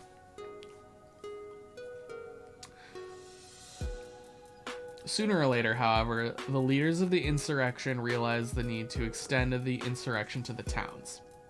Such a realization is not fortuitous. It completes the dialectic which governs the development of an armed struggle for national liberation.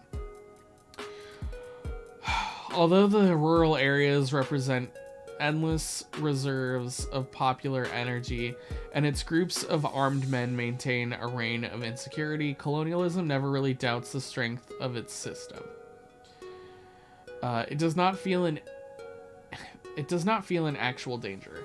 The leaders of the insurrection therefore decide to move their war into enemy territory, i.e., into the serenity and grandiloquence of the cities. That is quite a word. I've never heard grandiloquence before, but love it. It is no easy matter for the leadership to foment an insurrection in the cities. We have seen that most of the leaders born or raised in the towns were so hounded by the colonialist police and so generally misunderstood by the rationally minded, overcautious cadres of the political parties that they fled their home environment. Their retreat to the interior was both an escape from repression and a distrust of the old political formations. The natural urban relays for these leaders are the nationalists who have made a name for themselves in the political parties. But we've seen that their recent history has little in common with these timorous leaders who spend their time mired in endless discussions on the evils of colonialism.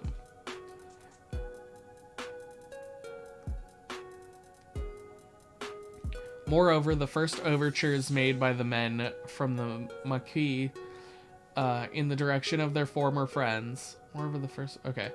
those they consider to be the farthest to the left, confirm their fears and eradicate any desire to renew their acquaintance with them again. In fact, the insurrection, which starts in the rural areas, is introduced into the towns by that fraction of the peasantry blocked at the urban periphery, those who still have not found a single bone to gnaw in the colonial system.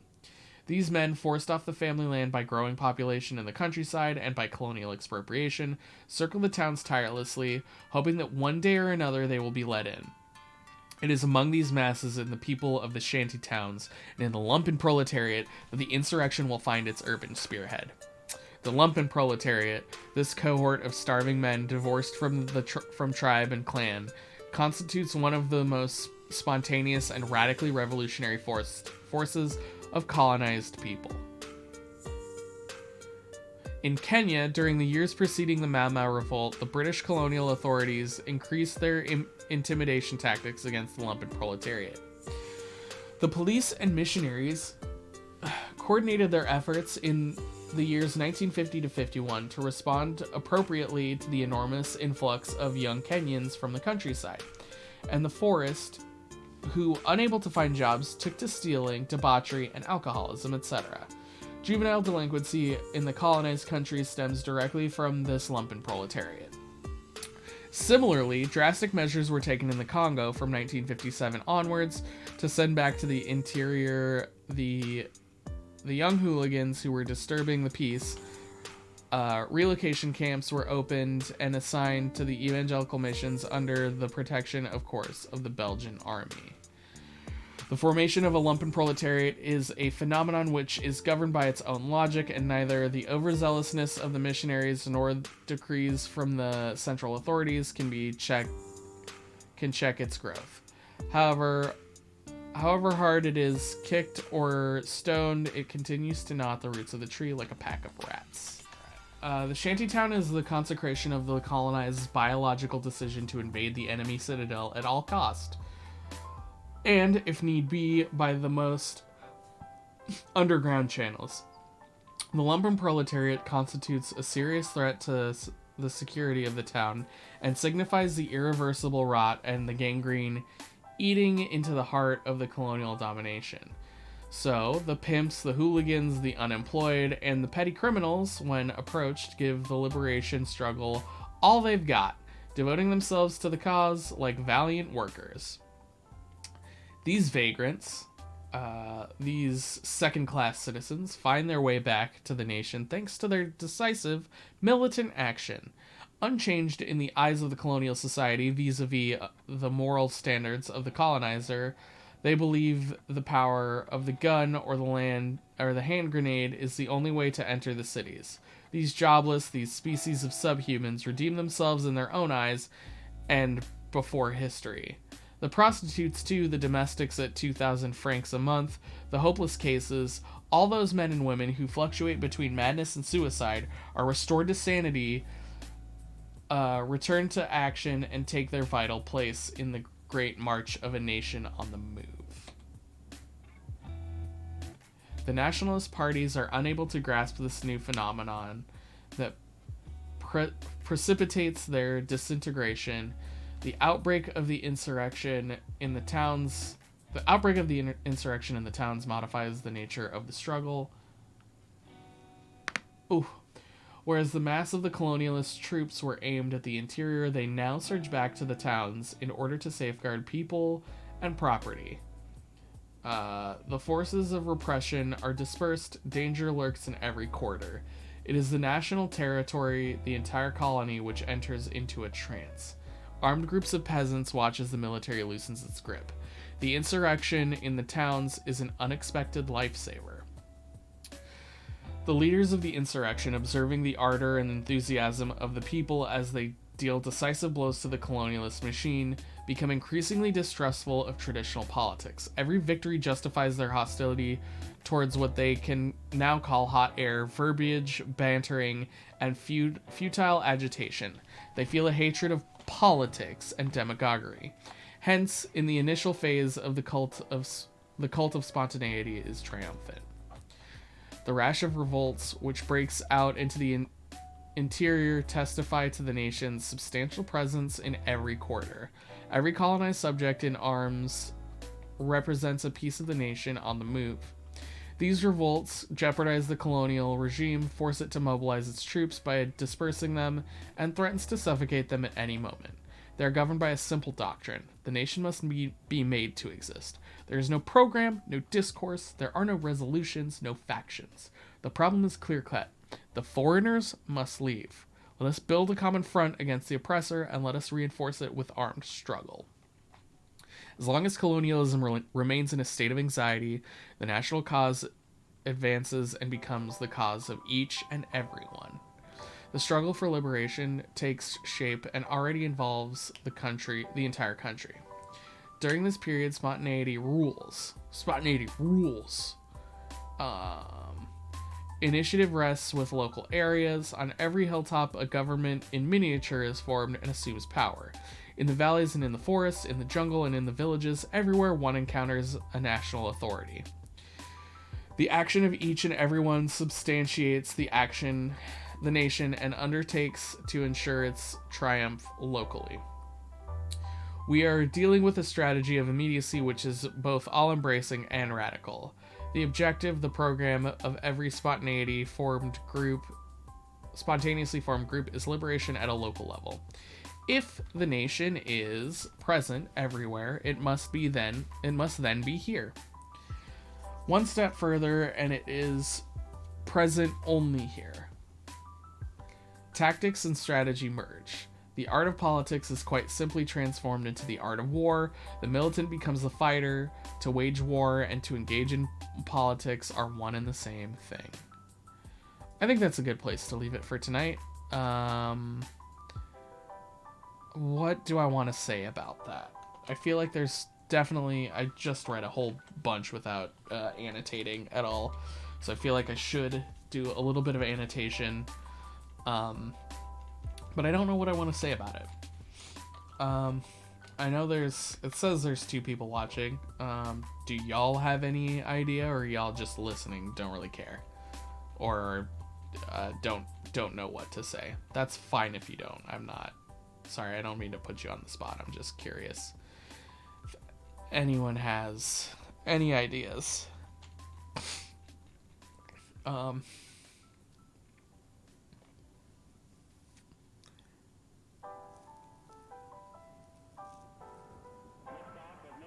I can hear the cat running around.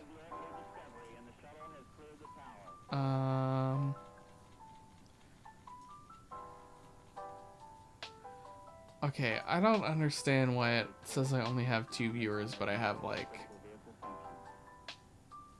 a bunch of users in chat.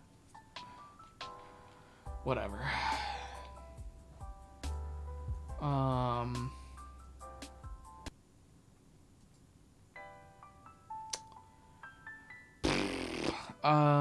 What do I want to say about this? I guess there's something interesting, earlier. Let's see. Let's go up and actually make a note earlier up, because,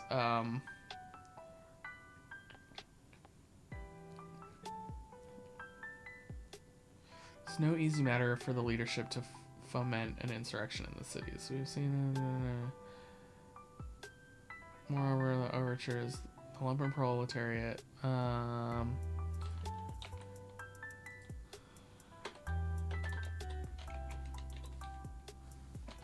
Yeah, the lumpen proletariat, this cohort of starving men divorced from tribe and clan, constitutes one of the most spontaneously and radically revolutionary forces of a colonized people. Someone... Oh, awesome. Dennis Ricardo of Psychic Dolphin Garage followed me back on Twitter. Love that. What can we say about this? Lumpen proletariat, this cohort of starving men, divorced from tribe and clan, constitutes one of the most spontaneously and radically revolutionary forces of colonized people. I mean, that's the quote right there. That's the pull quote.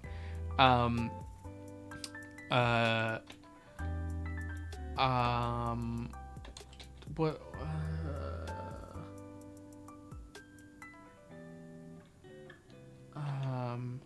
dispossessed. That's the word I was thinking. I was trying to figure out. Dispossessed. Dispossessed. Yeah, what? Don't tell. Oh, it is. It's. Jesus, that's so many S's. Why is it so many S's? Oh. Okay. Dispossessed of land, tribe. He says something similarly to this.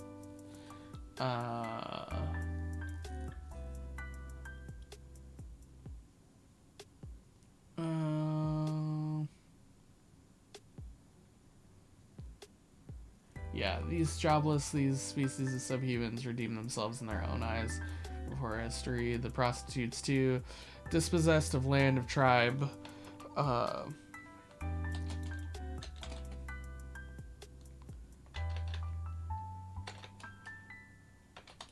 made to feel subhuman. Those living in the shanty towns, the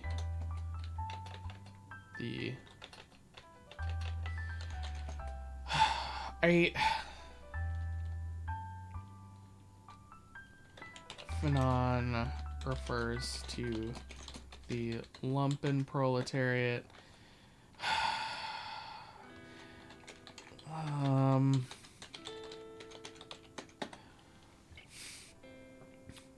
I just want to, okay, so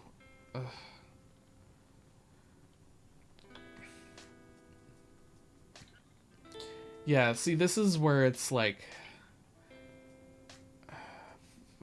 annoying. Oh wait, hold on. So from the Wikipedia, the first sentence is primarily in Marx's theory, refers to the underclass devoid of class consciousness, blah blah blah. The SPD of Germany made wide use of the term by the turn of the century. Lenin and Trotsky followed Marx's arguments and dismissed the revolutionary potential of the group, while Mao argued that proper leadership could utilize it. The word lumpen proletariat, popularized in the West by Frantz Fanon in the 1960s, has been adopted as a sociological term. However, what some consider to be its vagueness and its history as a term of abuse has led to some criticism. Some radical groups, most notably Black Panthers and the Young Lords, have sought to mobilize the lumpen proletariat. Left-wing views of the Bolsheviks, China, anarchist criticism. Really? They're not going to have a part on Fanon in this? Sociological term.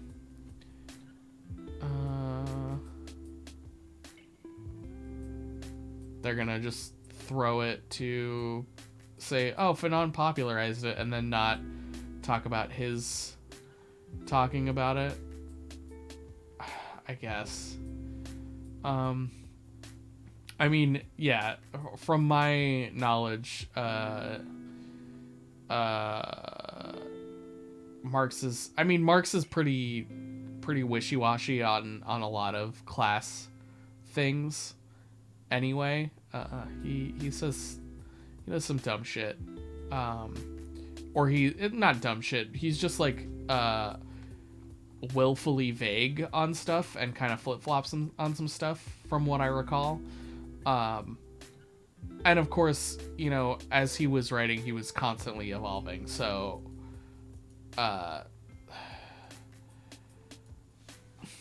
what Fanon? Okay. Anyway, that's a little side tangent.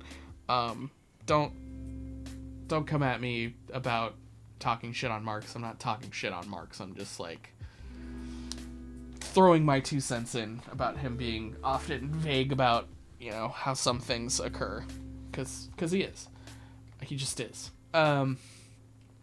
Dispossessed of land, of tribe, made to feel subhuman, those living in the shanty towns, what Fanon refers to as the lumpen proletariat, becomes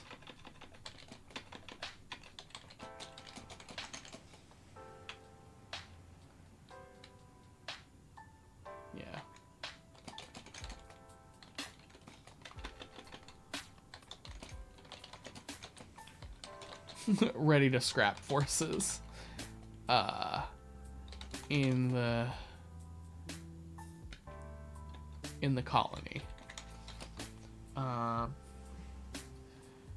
All those men and women who fluctuate between madness and suicide are restored to sanity, return to action, and take their vital place in the great march of a nation on the move. Unlike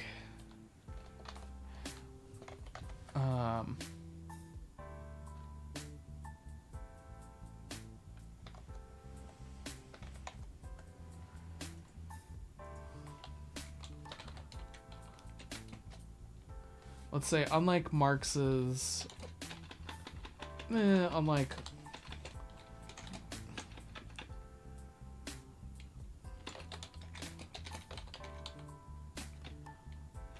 I would say, unlike Marx or Lenin and whatever, come at me.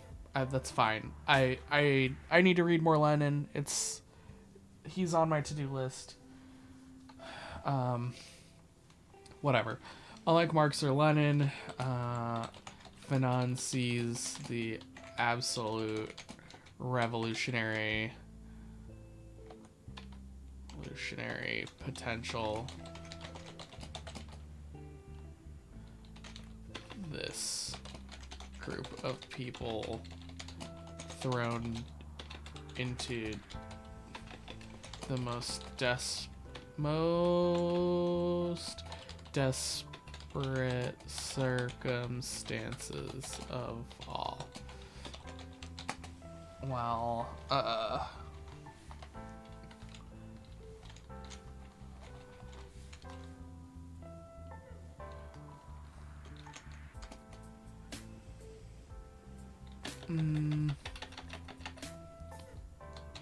let's see. The militant becomes the fighter, to wage war and engage in politics. Same thing.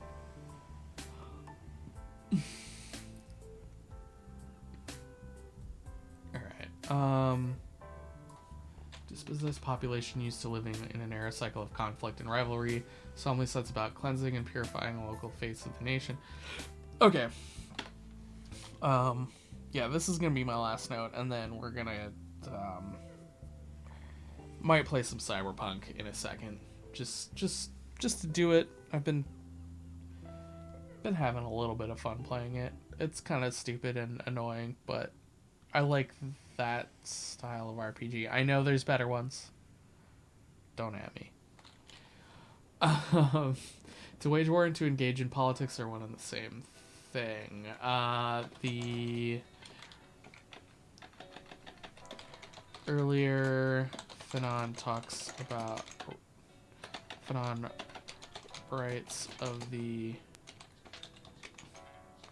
revolutionary in hiding who goes from village to village,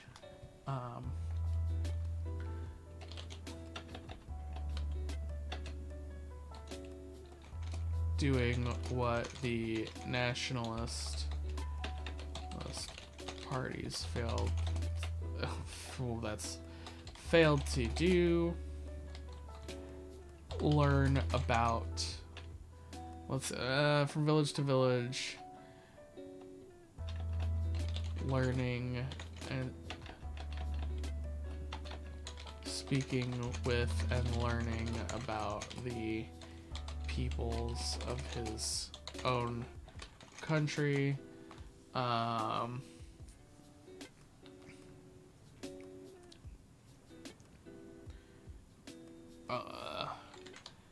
Becomes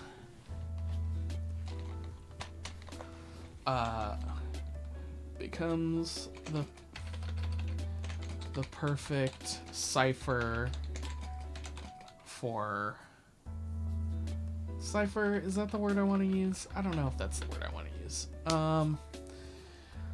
Who goes from village to village, speaking with and learning about the peoples of his own country, becomes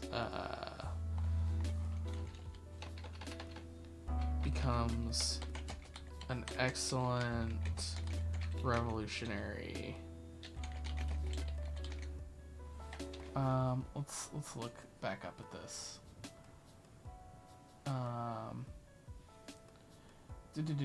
As long as colonialism remains in a state of anxiety, the national cause advances and becomes the cause of each and everyone. The struggle for liberation takes shape and already involves the entire country during this period. Spontaneity rules. Initiative rests with local leaders. Blah blah blah blah blah.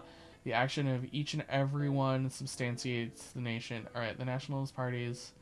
Where is the lumpen prolet? I feel like we were kind of tying the.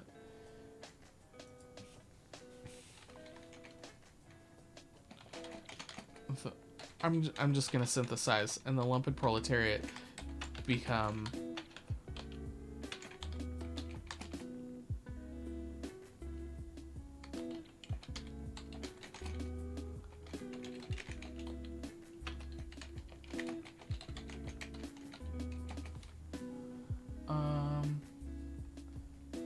objective program of every spontaneously formed group is liberation at a local level. The nation is present everywhere. It must be here. One step further, and it is present only here. Tactics and strategy emerge. The art of politics is quite simply transformed into the art of war. The militant becomes the fighter to wage war and to engage, let's say, warriors. Yeah. All right. I'm going to stop it right here. I think it's been a good, 2.5 hours?